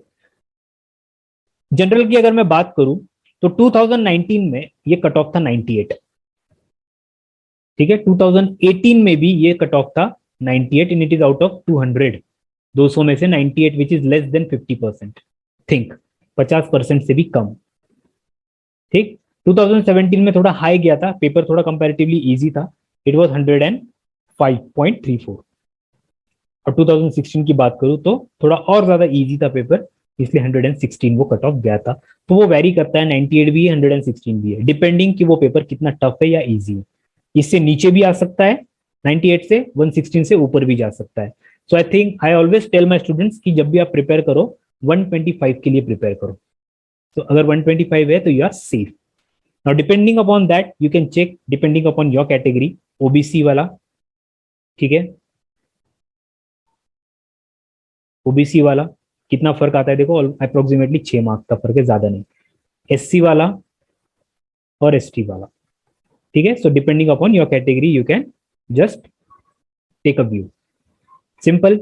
अभी मान लो कि इस साल का पेपर जो है, अब आप जो अपियर करने वाले हो वो भी इतना ही डिफिकल्ट था और उसका कट ऑफ आया 98, and if you have scored more than 98 you can clear this prelims, right. बढ़ते आगे, अब मान लो कि आपने 98 से ऊपर स्कोर कर लिया, अब आप चले गए मेंस में। प्रीलिम्स अभी आप पास कर गए, अब मेंस में क्या होगा, how will it be different. ठीक, मेंस इज रिटन, यहां पे अभी आपको लिखना है। एमसीक्यू जो था वो प्रीलिम्स में था, प्रीलिम्स आप पास कर गए, अभी यहाँ पे आपका रिटन एग्जामिनेशन है। क्या पेपर है, व्हाट आर दीज पेपर्स, ठीक है। तो यहाँ पे अभी हम देखेंगे, तो सबसे पहले बात की जाएगी, दो लैंग्वेजेस के पेपर होते हैं, लैंग्वेजेस के, ठीक है, जिसमें से एक लैंग्वेज आपको चूज करनी है, whatever you choose, like Marathi है आपके पास ऑप्शन, आपके पास गुजराती है, आपके पास तेलुगु है, आपके पास हिंदी है, वॉट एवर लैंग्वेज, उर्दू है, वॉट एवर यू वॉन्ट, ठीक है, whatever you are comfortable with. तो पहला पेपर होगा लैंग्वेज का, इंडियन लैंग्वेज जिसे कहा जाता है, ठीक है, इंडियन लैंग्वेज जो आप चूज करेंगे आपकी चॉइस से। और दूसरा पेपर होगा इंग्लिश का, इंग्लिश का कंपलसरी इंग्लिश का, जिसमें क्या पूछा जाएगा, जनरली कुछ ग्रामेटिकल क्वेश्चंस हो गए, जिस कॉम्प्रिहेंशन होगा, एसे राइटिंग होगा, लेटर राइटिंग होगा, जो आपने स्कूल में किया है। ये जो पेपर होते हैं ये होते हैं 300 मार्क्स ईच, 300 मार्क के लिए होंगे, लेकिन इनके मार्क्स आपके मेरिट में काउंट नहीं किए जाएंगे। अगेन दीज आर क्वालिफाइंग, जैसा सीसेट क्वालिफाइंग था, ये भी क्वालिफाइंग। यहां पे आपको क्वालिफाई करना है, 300 मार्क ईच, राइट। यहां पे आपको क्वालिफाई करना है, मतलब ये मार्क्स आपके कैलकुलेट नहीं किए जाएंगे, लेकिन अगर आप इसमें फेल होते हो तो आपके बाकी पेपर चेक नहीं किए जाएंगे, सिंपल। तो पहले हो गया आपका इंडियन लैंग्वेज का और एक इंग्लिश का पेपर, मतलब लैंग्वेजेस के पेपर आपके हो गए। तो this is the first thing, उसका टाइम टेबल भी मैं आपको दिखाऊंगा। उसके बाद में अगला जो पेपर होता है दैट इज एसे पेपर, आपको एसे लिखना होता है, एसे। तो जो रिसेंट ट्रेंड है उसके हिसाब से आपको 2 एसे लिखने होते हैं, 2 essays, which is 125 marks each, 250 mark के एसे है, राइट। उसमें से 2 एसे आपको लिखने, मतलब 125 मार्क्स ईच। अगर यूपीएससी कहती कि एक लिखो तो आपको 250 मार्क के लिए एक एसे लिखना है, तो आप इमेजिन करो कि वो कितना बड़ा होना चाहिए, उतना कंटेंट आपके पास होना चाहिए। And I can guarantee you content आपके पास आ जाएगा जब आप जीएस का प्रिपरेशन करोगे, करंट अफेयर्स का प्रिपरेशन करोगे, यू कैन राइट इट। जब आपका प्रिपरेशन उस लेवल पे हो जाएगा कि जब आप प्रीलिम्स पास कर सकते हो, तो उस लेवल पे आप ऐसे लिख सकते हो, ठीक है। 125 मार्क्स ईच एसे, 2 एसे, रिसेंट ट्रेंड के हिसाब से ये चेंज भी हो सकता है, ओके। सोशल पॉलिटिकल टॉपिक्स आपको दिए जाते हैं, उस पर आपको लिखना होता है। ऐसे के पेपर के बाद अब आते हैं 4 जनरल स्टडीज के पेपर। प्रीलिम्स में एक ही था, अब उसी सिलेबस को डिवाइड किया गया अलग अलग पेपर्स में, ठीक है। GS1, GS2, GS3, GS4, ठीक है। अब ईच पेपर, जैसे ऐसे 250 का है, तो जीएस का भी ईच पेपर इज 250 मार्क्स, 250 250 250 250, ठीक है। पहले पेपर में क्या पूछेंगे, जहां पे आपको लिखना है 250 मार्क के लिए, जनरली जो क्वेश्चंस आते हैं वो 12.5 मार्क्स के आते हैं, ठीक है, या फिर आ सकते हैं 10 मार्क्स के लिए ईच क्वेश्चन। 10 मार्क्स के लिए आते हैं तो 25 क्वेश्चन, 12.5 मार्क्स के लिए आते हैं तो 20 क्वेश्चन जो आपको सॉल्व करने होंगे। पहले पेपर में पूछा जाता है history and geography, history geography Indian heritage के साथ, ये इंडियन हेरिटेज कवर हो जाता है हिस्ट्री के साथ। हिस्ट्री ज्योग्राफी ये पहले पेपर में आ गया, ठीक है। इधर आपको पॉलिटी से रिलेटेड, इकोनॉमी से रिलेटेड कुछ नहीं लिखना है, यहाँ पे आपको ज्योग्राफी पे क्वेश्चन पूछेंगे, हिस्ट्री पे क्वेश्चन पूछेंगे, जो आपको लिख के आना है। सेकेंड पेपर जो पॉलिटी वाला था जीएस में, प्रीलिम्स में, वहां पे देखो कॉन्स्टिट्यूशन, पॉलिटी, गवर्नेंस, साथ में थोड़ा बहुत इंटरनेशनल रिलेशंस जो करंट अफेयर्स से आता है, इंटरनेशनल रिलेशंस करंट अफेयर्स से आता है।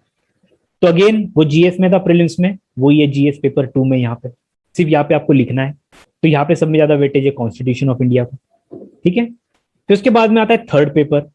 थर्ड पेपर में जो नीचे के 3 थे ना topics, economic, environment and science and technology, ये तीनों का मिला करके एक पेपर आ गया।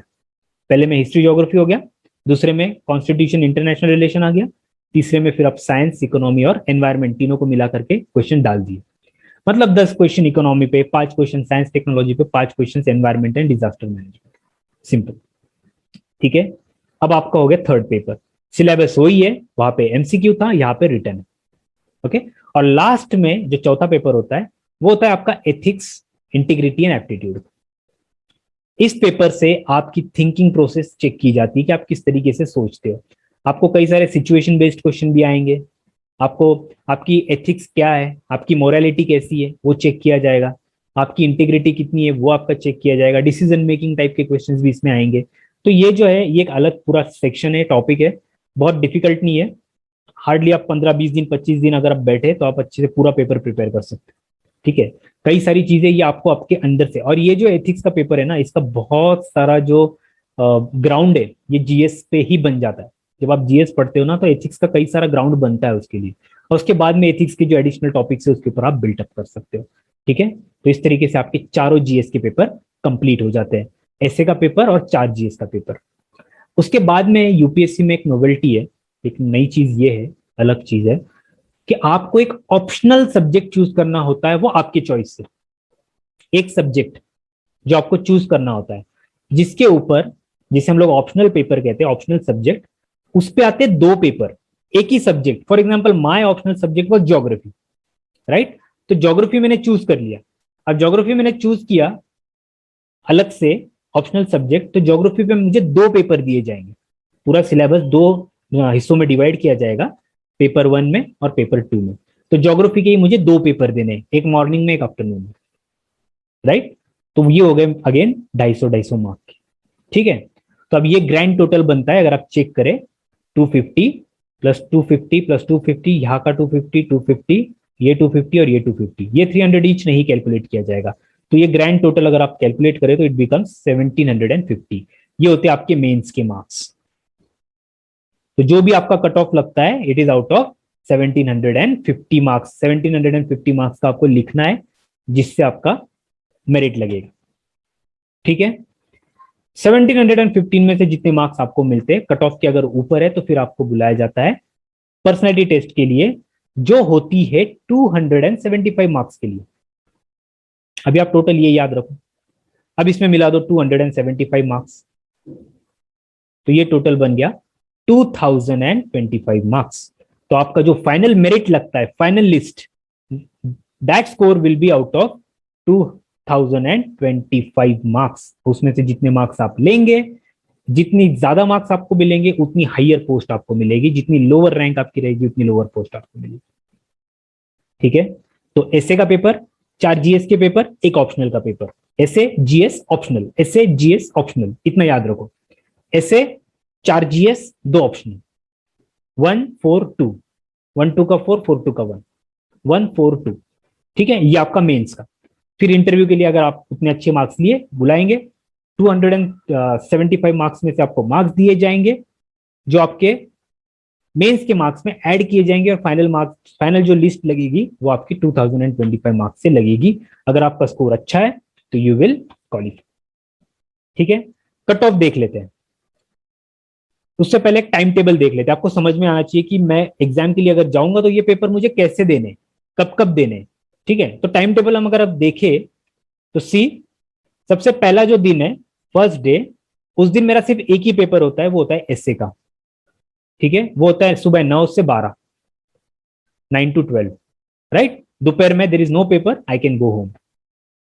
Next day I come, like 8 हो गया, 9th डे, अभी जो भी रहेगा उस शेड्यूल के हिसाब से, बीच में छुट्टी आती तो छुट्टी रहेगी, नहीं आती तो नहीं रहेगी।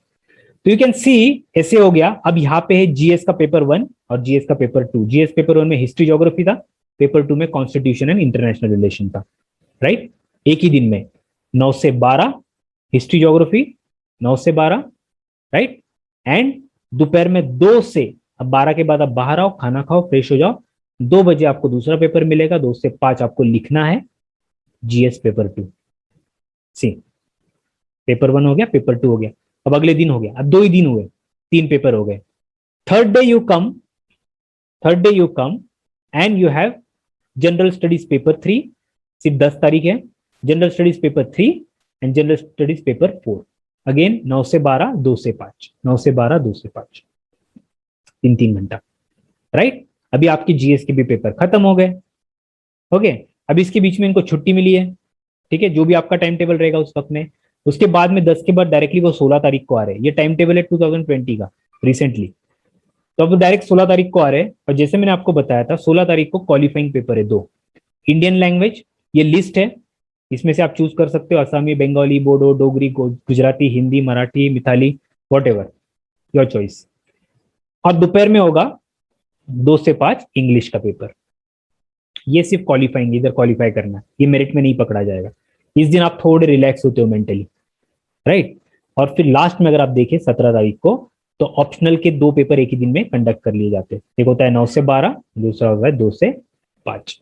Same paper, my optional was geography, अगर आपका पॉलिटिकल साइंस है, अगर आपका हिस्ट्री है तो हिस्ट्री पेपर 1 मॉर्निंग में, हिस्ट्री पेपर 2 आफ्टरनून। हो गया आपके day 1, day 2, day 3, day 4 and day 5। 5 दिन के अंदर अंदर आपकी मेंस पूरी खत्म होती है।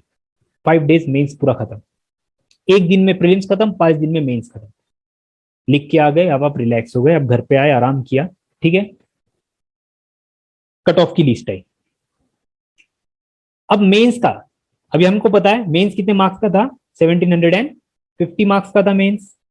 तो कट ऑफ कितना आता है, मतलब वो कट ऑफ कौन सा है, जब आपको इंटरव्यू को कॉल आ रहा है। इंटरव्यू को जो बुला रहे हैं वो कितने मार्क्स पे बुला रहे हैं।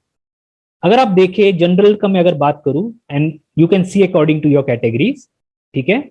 जनरल की अगर मैं बात करूं, तो आउट ऑफ 1750 2019 में 751 मार्क्स, 751, जस्ट सी, स्कोर देख लो आप कितना है, 50% से भी कम है if you check it, right. 2019 में 750 मार्क पे आप, 750 में 751 पे आपको इंटरव्यू कॉल आ गया था। 2018 में 774 पे ये कट ऑफ गया था। 17 में अगर आप देखें तो 800 के ऊपर चला गया था, 809। और 2016 में अगर आप देखें तो 787। तो मैं ये कह सकता हूं कि एवरेज अगर मैं ड्रॉ करूं तो 800 मार्क्स, ठीक है। But what I suggest my students कि यू शुड स्कोर 900 प्लस अगर आपको रैंक चाहिए है तो। एक्चुअली ये भी कम है, अगर आपको अच्छी रैंक चाहिए तो ये भी कम है। If you can go 950 plus, 900 plus, 950 plus, then I can say आपको चॉइस, आपको पोस्ट मिल जाएगी, आप सिलेक्ट हो जाओगे। एक थोड़ा गारंटी आ जाता है, कॉन्फिडेंस आ जाता है। When you compare yourself, like कोई 800 मार्क्स पे और कोई 900 मार्क्स पे, तो वो 100 मार्क ऑलरेडी आगे, राइट। तो यहाँ पे आपको स्कोर उतना मिलेगा, तो उस हिसाब से आपको इंटरव्यू के लिए कॉल आ जाएगा। ये कट ऑफ था मेंस का, राइट। अब इसके बाद में 275 मार्क्स की इंटरव्यू होती है। मेंस के मार्क्स और पीटी के मार्क्स, इन पर्सनैलिटी टेस्ट जो इंटरव्यू हम कहते हैं, ये दोनों के मार्क्स जब ऐड किए जाते हैं, ये दोनों के मार्क्स जब ऐड किए जाते हैं आउट ऑफ 2025, वहां से लगता है आपका फाइनल लिस्ट, फाइनल रिजल्ट। और जो स्कोर आपका रहेगा वो कैलकुलेट किया जाएगा 2025 में से। उसका भी कट ऑफ हम लोग देख लेते हैं एक बार। आउट ऑफ 2025 मार्क्स, 2019 में वो बच्चे जिन्हें 961 से ऊपर मार्क है वो सिलेक्ट हो गए थे। 961 का कट ऑफ है, you can check according to your category. I am talking about general right now. 18 में 982 है, 17 में 1006 है, और 16 में 988 है। अब फिर से आप चेक करो, 50% से भी नीचे मार्क्स है, less than 50% marks, and you can still get selected in services. लेकिन व्हाट आई सजेस्ट इज 1050 के ऊपर अगर आपके मार्क्स है, then you have better chance to get higher rank, better position and post of your choice. तो आपको target करना है इतना। मैं राउंड फिगर करा देता हूं स्टूडेंट्स के लिए कि 1100 पे टारगेट करो। 1100 में से अगर 10-50 भी मिलते हैं, then still okay, let's see, you can still get better, like good post। लेकिन अगर आपकी 1100 है तो आई कैन गारंटी कि आप टॉपर्स में होंगे, ठीक है। Again it is just over 50% marks. Think इतने कम मार्क्स में आप सिलेक्ट हो जाते हो। पेपर टफ है, हाँ। सिलेबस बड़ा है, हाँ। आपको ज्यादा लिखना है, हाँ। लेकिन यार 50% के ऊपर आप स्कोर कर सकते हो, इतना आपको खुद के ऊपर कॉन्फिडेंस होना चाहिए, ठीक है। अब जो था हम लोग, फिर से थोड़ा सा पीछे आता हूं मैं। जैसे मैंने आपको बताया कि यहाँ पे ऑप्शनल के लिए आपको एक सब्जेक्ट चूज करना होता है जिसके 2 पेपर होते हैं। तो ये कौन से सब्जेक्ट होते हैं, ठीक है। इसमें कई सारे सब्जेक्ट्स की लिस्ट दी गई है, ठीक है, like agriculture, animal husbandry, anthropology, botany, chemistry, civil engineering, ये पूरी लिस्ट है। Geography, geology, history, law, management, mathematics, whatever, political science, public administration, sociology, zoology, literature, literature में भी सारे लैंग्वेजेस के लिटरेचर्स है।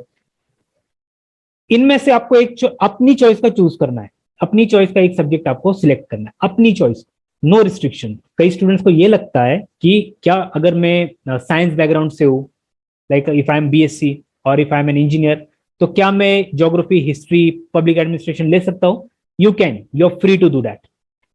सिर्फ ये है कि आपको वो सब्जेक्ट पसंद होना चाहिए, आपको वो सब्जेक्ट का सिलेबस देख के, प्रीवियस ईयर क्वेश्चन पेपर देख के समझ में आना चाहिए, and you should like that subject, and you should feel कि हाँ, ये सब्जेक्ट में मैं अच्छे से पढ़ाई करके मैं अच्छे से स्कोर कर सकता हूँ। तो इसके लिए आपको ना एक ऑप्शनल सब्जेक्ट चूज करना पड़ेगा, which is very very tough job. Optional subject आपको अच्छे से चूज करके अच्छे से पढ़ाई करनी है, बिकॉज उसको 500 मार्क है, और ये 500 मार्क बहुत ज्यादा होते हैं। जीएस में स्कोर इतना ज्यादा नहीं आता, जनरल स्टडीज में बहुत ज्यादा स्कोर नहीं आता, स्कोरिंग आपको ऑप्शनल से निकालनी पड़ती है। सिलेक्ट होना है, टॉपर में आना है, तो ऑप्शनल में अच्छा स्कोर करना है, राइट। तो ये आपको कहां से मिलेगा? ऑप्शनल से ही मिलेगा, करेक्ट। इसके लिए अभी आप देखो, इसमें कौन सा सब्जेक्ट आपको पसंद आता है वो आप चूज करो, ठीक है। चूज करने का एक तरीका है, एलिमिनेशन मेथड का इस्तेमाल करो। जो भी सब्जेक्ट आपको लगते हैं आपको नहीं, सब में पहले नहीं ले सकता मैं, उसको पहले डिलीट कर दो। For example, if I am there, I say no, agriculture मैं नहीं लूंगा, एनिमल हस्बेंड्री नहीं लूंगा, एंथ्रोपोलॉजी नहीं लूंगा, botany, chemistry, civil engineering, commerce, ये मैं पहले कट कर रहा हूँ। ये सब एलिमिनेशन करने के बाद होगा ये कि 2 से 3 सब्जेक्ट बच जाएंगे जो मुझे लगता है कि हाँ ये मैं कर सकता हूँ। तो इन 2 से 3 सब्जेक्ट्स को आप जाइए, इनका सिलेबस चेक कीजिए, ऑनलाइन आपको पूरा सिलेबस मिलेगा, डिटेल सिलेबस होता है। साथ में प्रीवियस ईयर क्वेश्चन पेपर ले लीजिए, राइट। और दोनों को आप जो है कंपेयर करें, सिलेबस पढ़ ले, आपको समझ जाएगा कि यार ये सिलेबस अच्छा है, ये सिलेबस मुझे थोड़ा सा टफ लग रहा है, you can just eliminate it. इसके साथ में आप ये भी देखिए कि गाइडेंस किस सब्जेक्ट में अवेलेबल है, ठीक है, क्योंकि बहुत से सब्जेक्ट ऐसे होते हैं आपको पसंद होंगे लेकिन उसका गाइडेंस आपको इजीली अवेलेबल नहीं होगा, ठीक है। तो वो भी एक फैक्टर है, उसको भी आप चेक कीजिए। मटेरियल कौन से सब्जेक्ट का अवेलेबल है, इंटरनेट के जमाने में सभी मटेरियल अवेलेबल है, लेकिन कुछ पॉपुलर सब्जेक्ट होते हैं जैसे geography, history, public administration, sociology, political science, इनका मटेरियल ज्यादा अवेलेबल होता है कंपैरेटिवली, ठीक है। तो ये सब फैक्टर्स आप चेक कीजिए, ठीक है। सिलेबस देखिए, सब आराम से बैठ के 1 दिन 2 दिन 10 दिन लगने दीजिए, लेकिन एक बार आप चूज कर ले। Choosing optional is like choosing your life partner, शादी करने जैसा है। एक बार कर ली मतलब अब फिर, क्योंकि क्या होता है, आप इतना सारा समय उसके अंदर देते हो, इतना प्रिपरेशन उसको करते हो, इतना सब कुछ करते हो, उसके बाद में अगर आपको लग रहा है कि यार नहीं मुझे चेंज करना है, तो you have wasted your 3-4 months in that. तो फिर वो 3-4 मंथ्स फिर नया सब्जेक्ट लो, फिर से 3-4 मंथ्स करो, तो काफी कॉम्प्लिकेटेड हो जाता है। उससे पहले टाइम लगेगा, चलेगा, ऑप्शनल आप ठीक से चूज करना, ठीक है। जो स्टेज मैंने आपको बताया इसके बाद का, मेंस के बाद का, that is PT, personality test. इसका एक तरीका होता है, एक बड़ा सा पैनल होता है, एक पैनल होता है, अगर आप देखें तो इस तरीके की उनकी सिटिंग अरेंजमेंट होती है, हॉर्सशू शेप्ड। यहाँ पे आप बैठते हो, यहाँ पे फेस करके, यहाँ पे 5 मेंबर होते हैं, 5 चेयर्स होती है, एक चेयरमैन होता है उसमें का जो बीचों बीच बैठा होता है, and all of them will be asking you questions. और आपको जो भी क्वेश्चन पूछे, काफी मैनर्स के साथ, उसका एक तरीका होता है, वो भी हम लोग कभी डिस्कस करेंगे कि क्या चीजें आपको ध्यान में रखनी है पीटी के वक्त। लेकिन पहले आप प्रीलिम्स और मेंस पे फोकस करें, उनको पहले आप क्लियर करने की कोशिश करें, ठीक है। तो क्वेश्चंस आपको पूछे जाएंगे, यहाँ पे आपका जनरल नॉलेज नहीं चेक किया जाएगा, यहाँ पे आपको जनरल क्वेश्चंस पूछे जाएंगे जिससे आपकी पर्सनैलिटी जो है वो चेक करेंगे। And once you they feel कि अच्छा इसकी पर्सनैलिटी है, he can be a good officer, तो then they will give you good marks out of 275, और जो मार्क्स आपके मेंस में ऐड हो जाएंगे और आपकी रैंकिंग अच्छी मिलेगी। कई बार स्टूडेंट्स का ऐसा भी होता है कि मेंस में उनको इतने अच्छे मार्क्स नहीं आते, मतलब कंपैरेटिवली, लेकिन इंटरव्यू में इतने अच्छे मार्क्स मिलते हैं। मेरी एक फ्रेंड थी, she was very talkative, like she wanted to be an IPS officer, लेकिन मेंस में उसके मार्क्स कम आए थे कंपैरेटिवली, जो आईपीएस में उतने मतलब सिलेक्शन नहीं होता था उसका, लेकिन she was so good at speaking. वो बात करने में इतनी अच्छी थी और इतनी परफेक्टली वो बात करती थी, एंड उसका पर्सनैलिटी, उसका वो एग्रेशन, वो सब आईपीएस वाला था, और उसको पहले से आईपीएस बनना था, उसके फादर भी आईपीएस थे। तो उसने वो जब इंटरव्यू के लिए गई तो she, her impression was so good कि she got very good marks in interview. और उसके मार्क्स, वो इंटरव्यू के मार्क्स जब ऐड किए गए मेंस में, तो her total became very good and then she became IPS officer. Okay, तो ये तरीका होता है। ये 275 मार्क्स बहुत ज्यादा मायने रखते हैं। You can think about it, 275 marks है। ठीक है, ये आपका सिलेक्शन, ये आपको बाहर भी निकाल सकता है और ये आपको टॉपर पे भी पहुंचा सकता है। 2-2 मार्क्स, 3-3 मार्क्स का कंपटीशन होता है, तो उसमें 275 इज अ बिग डील। ठीक है, याद रखेंगे। इंटरव्यू के बारे में हम और भी चीजें आगे चल के डिस्कस करेंगे अगले सेशंस में। जैसे मैंने आपको बताया, जो फाइनल सिलेक्शन होगा, it will depend on your mains marks plus PT marks. Okay, 1750 plus 275, तो टोटल बन जाता है 2025। इतने में से आपका मेरिट लिस्ट लगेगा। Take good marks and get good services. ठीक है, सिंपल फॉर्मूला है, take good marks get good services. Okay, अब फाइनली ये सब जब आप क्लियर करते हो, अब अच्छे से आपका जो टोटल है वो अच्छा आता है, तो आपको एक बेटर रैंक मिलेगी। Then you can say yes you have cracked UPSC, you can be in इस position with the same expressions. Okay, उसके बाद में फिर आप ट्रेनिंग के लिए जाते हैं मसूरी में। You can be one of them depending upon your hard work, your dedication. ये सब डेडिकेटेड थे, इन्होंने बहुत हार्ड वर्क किया and you can see they are sitting there. ठीक है, इसमें अब आईपीएस आईएएस ऑफिसर सब है। उसके बाद में one thing I tell you कि फुलफिल योर डेस्टिनी, पास हो जाइए, फुलफिल योर डेस्टिनी। और सबसे जरूरी है सर्व द नेशन, देश की सेवा करने का आपको मौका मिलेगा, सबको नहीं मिलता। ठीक है, ये गाड़ी आपके लिए होगी। गो सिट, सर्वे करे, देश की सेवा करे, ईमानदारी से काम करे, and I will say best of luck for your future. So that was my presentation. इनके ऊपर अगर आपको कुछ क्वेश्चन, ये बेसिक था, ये फर्स्ट हमारा सेशन था। आने वाले समय में हम और भी चीजों पर डिस्कशन करेंगे। ठीक है, लेकिन अभी ये बेसिक इंट्रोडक्शन था यूपीएससी का, ये क्या होता है, कैसे होता है, कितने मार्क्स का होता है। ठीक है, तो अभी इसके ऊपर अगर आपको कुछ क्वेश्चंस पूछने हैं, आई होप कि जो भी मैंने एक्सप्लेन किया ये सब आपको समझा होगा। आई वॉज क्लियर, मेरा वॉइस बीच में ब्रेक नहीं हुआ होगा। ठीक है, और आपको जो भी मैंने समझाया वो आसान से आसान लैंग्वेज में समझाने की कोशिश की, आप समझ गए होंगे। आपको अगर समझ में आया तो it is good for me, like मैंने जो किया, 2 घंटे इन्वेस्ट किए, उसका कुछ फायदा हुआ ऐसा मुझे लगेगा। ठीक है, तो I hope understand, you must have understood it. इसके अलावा भी आपके दिमाग में कई सारे क्वेश्चंस होंगे। अभी I tell you that you can ask your questions. ठीक है, अभी आपको क्वेश्चंस किस तरीके से पूछने हैं, अगर आपका इंटरनेट अच्छा है क्वालिटी, तो आप अनम्यूट करके डायरेक्टली क्वेश्चन पूछ सकते हो। ठीक है, without making much noise. Simple आपका लैंग्वेज होना चाहिए, आपको क्या पूछना है वो वेरी स्पेसिफिक होना चाहिए। 15 मिनट्स अगले हम उस पर डेडिकेट करेंगे। अगर आपका इंटरनेट क्वालिटी, आपको लगता है कि वॉइस नहीं ठीक से आ रहा है, तो नीचे चैट बॉक्स है, उस चैट में आप जाइए और वहां पे क्वेश्चन आपका टाइप कीजिए। I am now looking into those questions. Okay, अच्छा, गुड इव्हनिंग हाँ, गुड इव्हनिंग कुणाल। सर. आता मी लास्ट इयरला आहे सर. मी यूपीएससी ला, म्हणजे हा करेक्ट टाइम आहे की नाही Yes, प्रिपेअर it करण्याचा? is correct time. It is very good time that you're thinking about it. आणि it is the perfect time.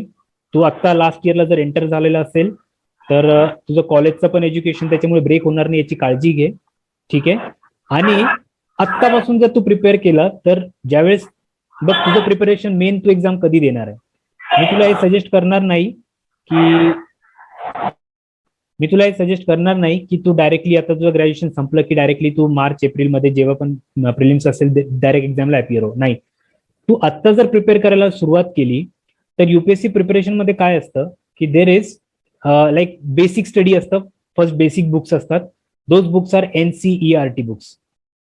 ठीक आहे, एनसीईआरटी बुक्स छापते national council of education research and training.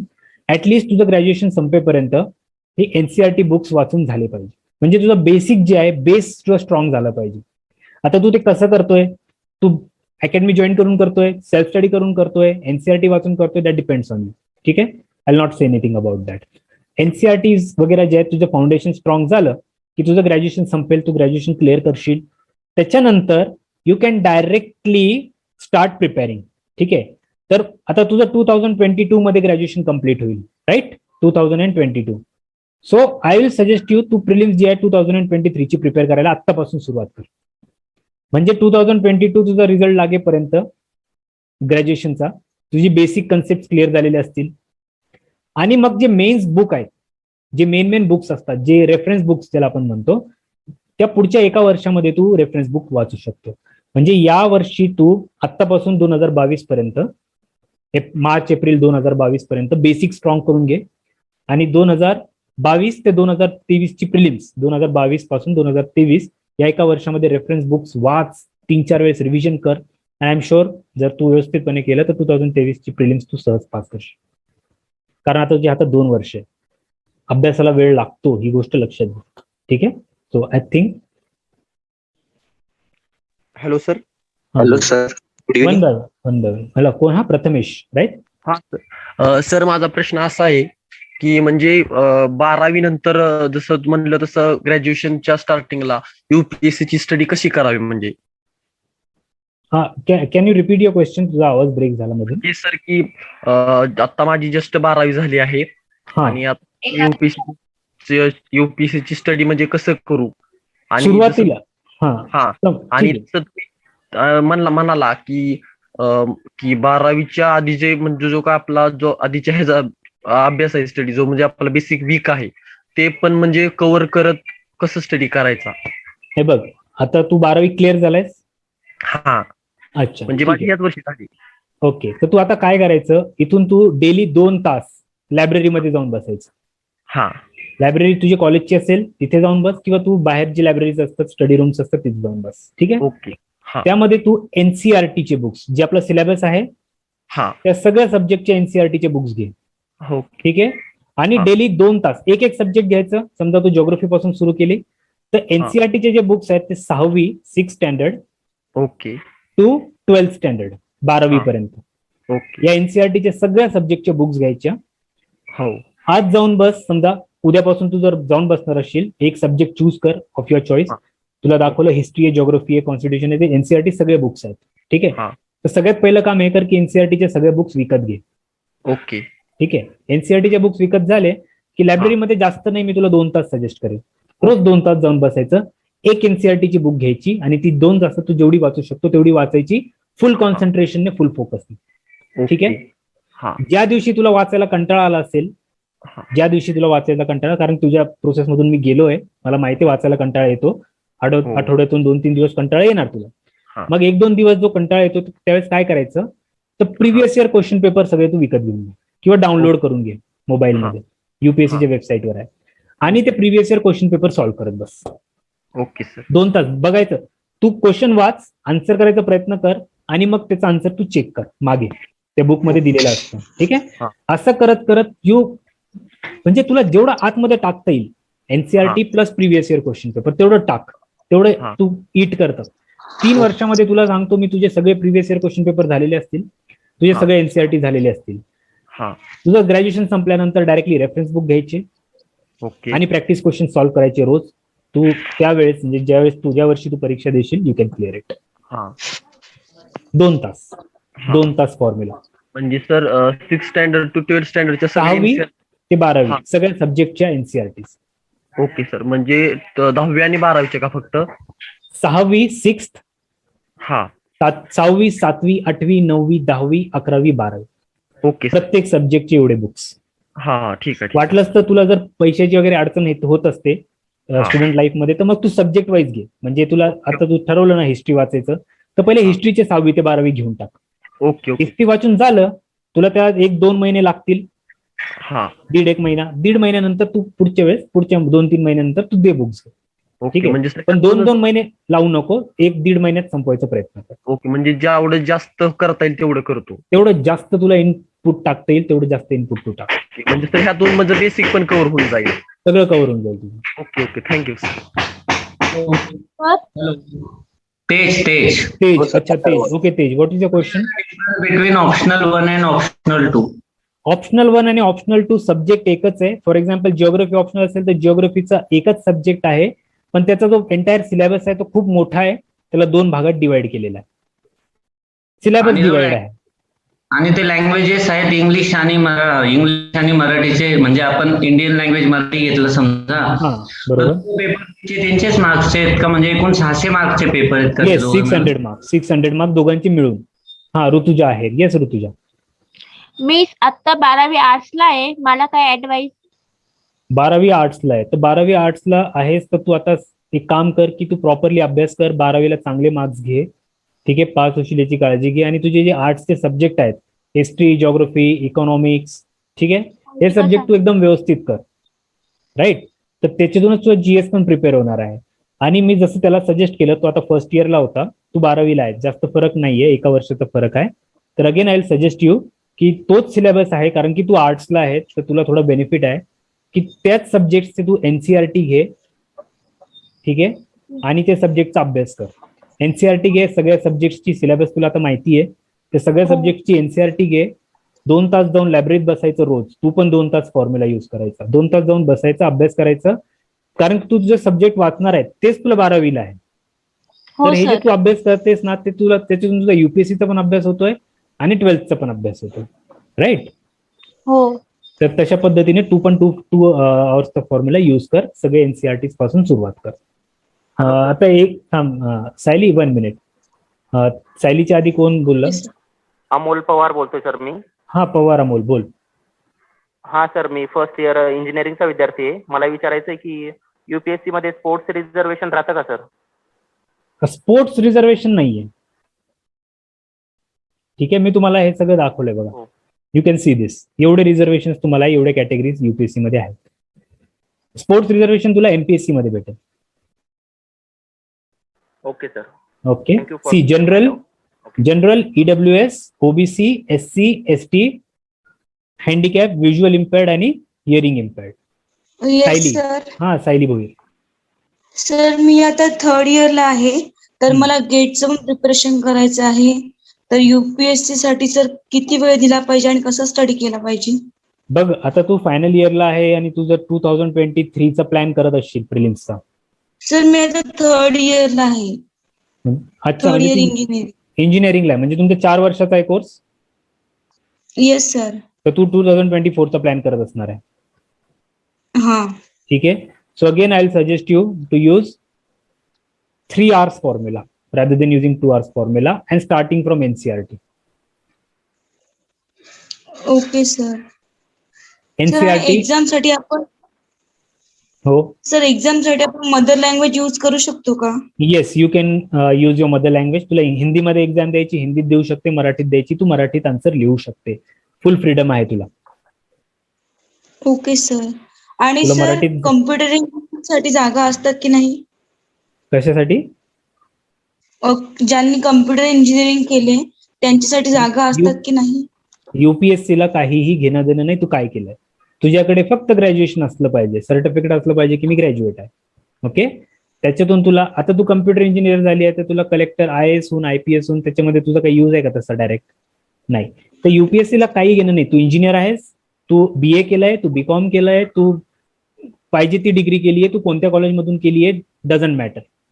तुझ्याकडे फक्त ग्रॅज्युएशनची डिग्री एवढं दाखवायचं आहे आणि एक्झामला अपियर व्हायचं. ठीक आहे. तर तू असे हे नसतात की मी हे केलंय ते केलंय. सगळ्या सब्जेक्टला इक्वल वेटेज, म्हणजे सगळ्या स्टुडंट्सला, फक्त स्टुडंट्स पाहिजे त्यांना. तू काय करून आले दॅट इज नॉट इम्पॉर्टंट. तू कम्प्युटर इंजिनिअरिंग केलंय की तू मेकॅनिकल इंजिनिअरिंग केलंय, तू BSc केलंय की BCom केलंय किंवा BA केलंय, doesn't matter. All are on the equal playing ground. ठीक आहे. सगळ्यांना सेम आहे ते.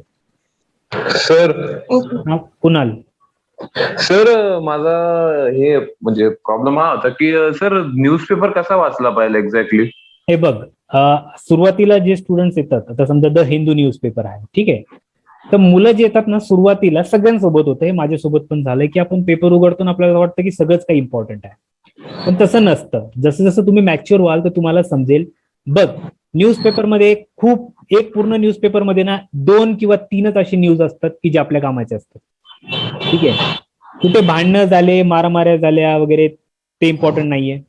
त्याच्यानंतर कोणता पॉलिटिकल लीडर काय बोलला, काय झालं, पॉलिटिक्समध्ये काय चालू आहे, दॅट इज नॉट इम्पॉर्टंट. ठीक आहे. काहीतरी असे अननेसेसरी जे शेअर मार्केटमध्ये काय झालं, कोणती कंपनीचे शेअर किती गेले ते वगैरे, दॅट इज नॉट इम्पॉर्टंट. स्पोर्ट्समध्ये इंडियाचं आज काय झालं, किती विकेटने हारले, किती विकेटने जिंकले, दॅट इज नॉट इम्पॉर्टंट. ठीक आहे.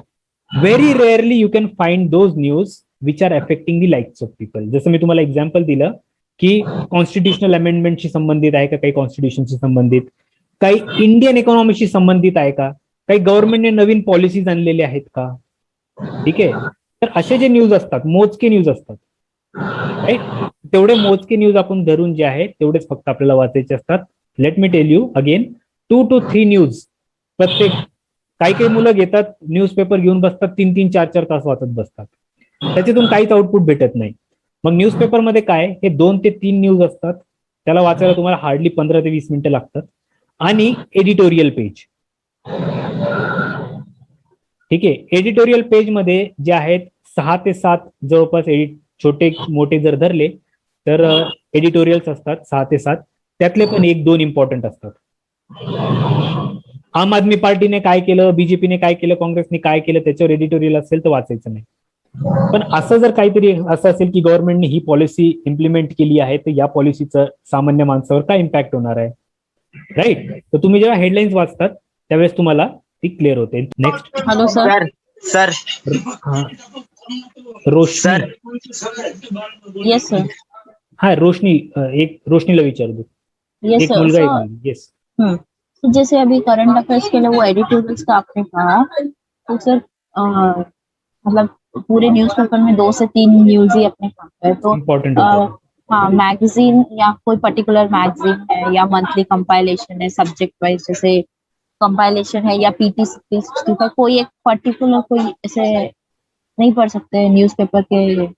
देखो, जो मैगजीन्स होते हैं ना, magazines mostly focus on like छोटे छोटे न्यूज बनाते हैं वो लोग. ठीक है. एक कोई इंसिडेंस हुआ रहेगा, जो छोटे छोटे न्यूज बनाते वो मोस्टली हेल्पफुल होते हैं. कहाँ पे? वो आपके प्रीलिम्स में यूज हो जाते हैं.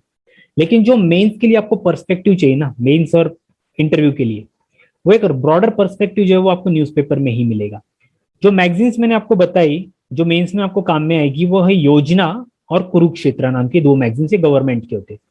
तो योजना की मैगजीन और कुरुक्षेत्र की मैगजीन, ये 2 मैगजीन्स आपको मेंस में काम में आएगी. जो ये कंपाइलेशन जिनके बारे में आप पूछ रही है, तो various through out India various academies भी है जो ये ऐसे कंपाइलेशन बनाती है मंथली. ठीक है. या उसके अलावा भी कुछ मैगजीन्स होती है, जैसे पुराने जमाने में क्रॉनिकल वगैरह ये मैगजीन्स आती थी. तो ये जो होती है ये मोस्टली फोकस करती है प्रीलिम्स में. ठीक है. कुछ फैक्चुअल डेटा ऐसा होगा जिसका आपको फायदा प्रीलिम्स में होगा. तो मैं ये सजेस्ट करता हूँ, वो जो आती है वो कंपाइलेशन वो आती है मंथली. ठीक है. तो मैं आपको ये सजेस्ट करूंगा कि पूरा मंथ आप न्यूज़पेपर पढ़े. ठीक है. और न्यूज़पेपर से ही इंफॉर्मेशन लेने की कोशिश करें, और उसका रिवीजन के लिए आप एक आध इस तरीके की मैगजीन आप ले सकती हो. At the end of the month आपने पूरा मंथली पढ़ा रहेगा. At the end of the month आप उस छोटे से मैगजीन को आप रेफर करो फटाफट, और उसको आप देख लो कि मैंने क्या किया था, जो आपने पढ़ा था उसी का रिवीजन हो जाएगा. बाय चांस आपका न्यूज़पेपर में कुछ मिस हो गया रहेगा तो वो मैगजीन से आपको वो कवर हो जाएगा. लेकिन मेंस के लिए योजना और कुरुक्षेत्र आपको काम में आएगा. सर जो एक मिथ है कि हिंदी मीडियम और इंग्लिश मीडियम में अलग है, मार्क्स का बहुत डिफर होता है. नहीं होता है. नहीं होता है. नहीं होता है. सर मैं हिंदी मीडियम से देने का सोच रही हूँ, तो सर दे पर्टिकुलरली सकते कोई हो. न्यूज़पेपर नहीं, अभी जैसे द हिंदू लिया तो उसमें बहुत से कुछ वर्ड्स है जो मैं उसका मतलब ढूंढते ढूंढते ऐसा ये हो जाता है, फिर या कोई मतलब कोई एक पर्टिकुलर न्यूज़पेपर फॉर हिंदी. लेकिन आपको मैं अगर बात बताऊं कि जो हिंदी न्यूज़पेपर्स है उसको अगर आप द हिंदू और उनसे कंपेयर करेंगे ना, तो द हिंदू की क्वालिटी ज्यादा बेटर है. ठीक है. ये जो आपको परेशानी अभी बोल रहे हो ना कि ये कुछ वर्ड्स है जिसको थोड़ा सा आपको इंटरप्रेट करने में मुश्किल होता है, डिक्शनरी लेनी पड़ती है, तो मैं आपको सजेस्ट करूंगा कि थोड़ी शुरू में आपको तकलीफ होगी, लेकिन वही कॉमन वर्ड्स होते हैं जो यूज होते हैं. ठीक है. तो आप 1 मंथ 2 मंथ आप 1-2 महीना अगर आप ठीक से पढ़ोगे और उन वर्ड्स को एक बार आप देख लोगे, तो आपको समझ में आएगा कि यही वर्ड्स आपको बार बार देखने मिलते हैं. ठीक है. तो आई सजेस्ट यू कि प्रेफर द हिंदू. ओके. मैं आपको ये सजेस्ट करूंगा rather than preferring any local newspapers. ये मेरा जेन्युइन सजेशन रहेगा आपको. सर जसं तुम्ही बोलले का समजा तुमच्या चॉईसने तुम्हाला जर पोस्ट अचीव्ह करायची असेल तर त्याला किती कट ऑफ बोलले तुम्ही, म्हणजे किती मार्क्स प्रिपेअर करायला पाहिजे? बघ, ते दरवर्षी चेंज होतं, पण मी तुम्हाला हे नक्की सांगतो की जर समजा तुम्ही टॉप 100 मध्ये असाल तर like you will get very very good post, आणि टॉप 50 मध्ये असाल इंडियामधून तर you will get post of your choice. Sir मग तुला म्हणजे किती मार्क पाहिजे एक्झॅक्ट? ते दरवर्षी चेंज होतं. ठीक आहे. जसं मी तुम्हाला आता कट ऑफ दाखवला, बट जे टॉपर्स असतात ते 1050च्या वर असतात, जे मोस्टली. अच्छा. म्हणजे मी तुम्हाला टार्गेट सांगत असतो 1100. प्रिपेअर करायचं असेल तर मला 1100च्या हिशोबाने करायला लागेल. नाही, तुला जे प्रिपरेशन करायचंय ते 2025च्या हिशोबाने करायचं. म्हणजे पूर्ण मार्क्स सर. हा, पूर्ण मार्क्सचे पेपर लिहिशील तेव्हा जाऊन तुला कुठेतरी 900, 950, 1000 मार्क पडतील. ही गोष्ट लक्षात घे. युपीएससी मार्क देत नाही.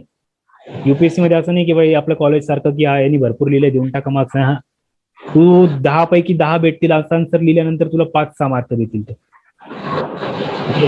तर तुला प्रिपरेशन असं करायचंय की मला पूर्ण अटेम्प्ट करायचे 2025 चे किंवा 1750 सगळे अटेम्प्ट करायचे, तेव्हा जाऊन तुला कुठेतरी 950 मार्क पडतील. Hello sir.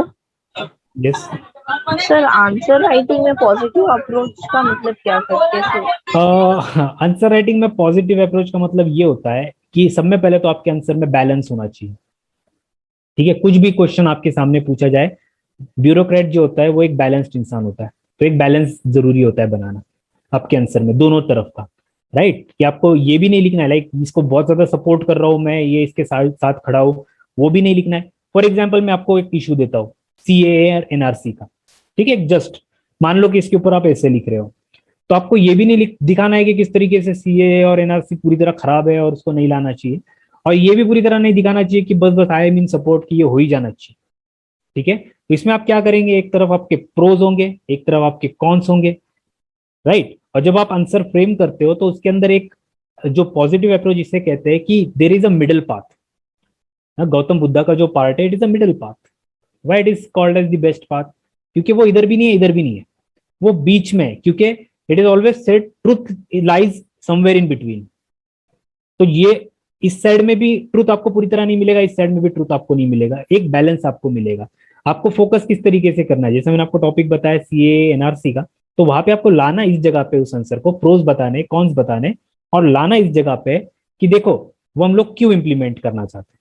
तो अगर वो इंप्लीमेंट हो रहा है और उससे ये प्रॉब्लम्स क्रिएट हो रहे हैं, तो क्या is there any alternative mechanism to do that. ठीक है, जब आप पढ़ाई करोगे, जो आर्टिकल्स पढ़ोगे, तो उसमें आपको काफी सारे अदर जो है वो जो एक्सपर्ट्स लिखते हैं, तो उसके अंदर अदर मेथड्स भी मिल जाएंगे.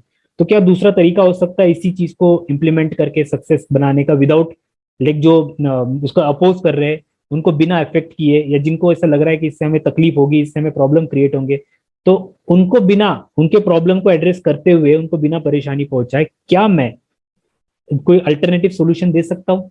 That alternative solution is called as positive approach, because I am so positive कि I can come out with solutions.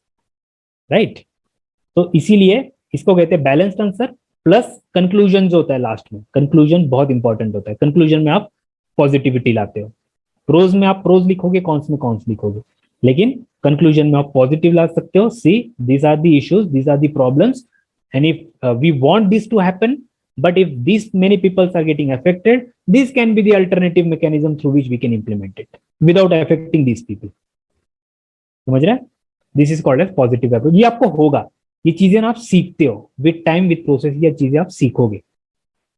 Yes sir.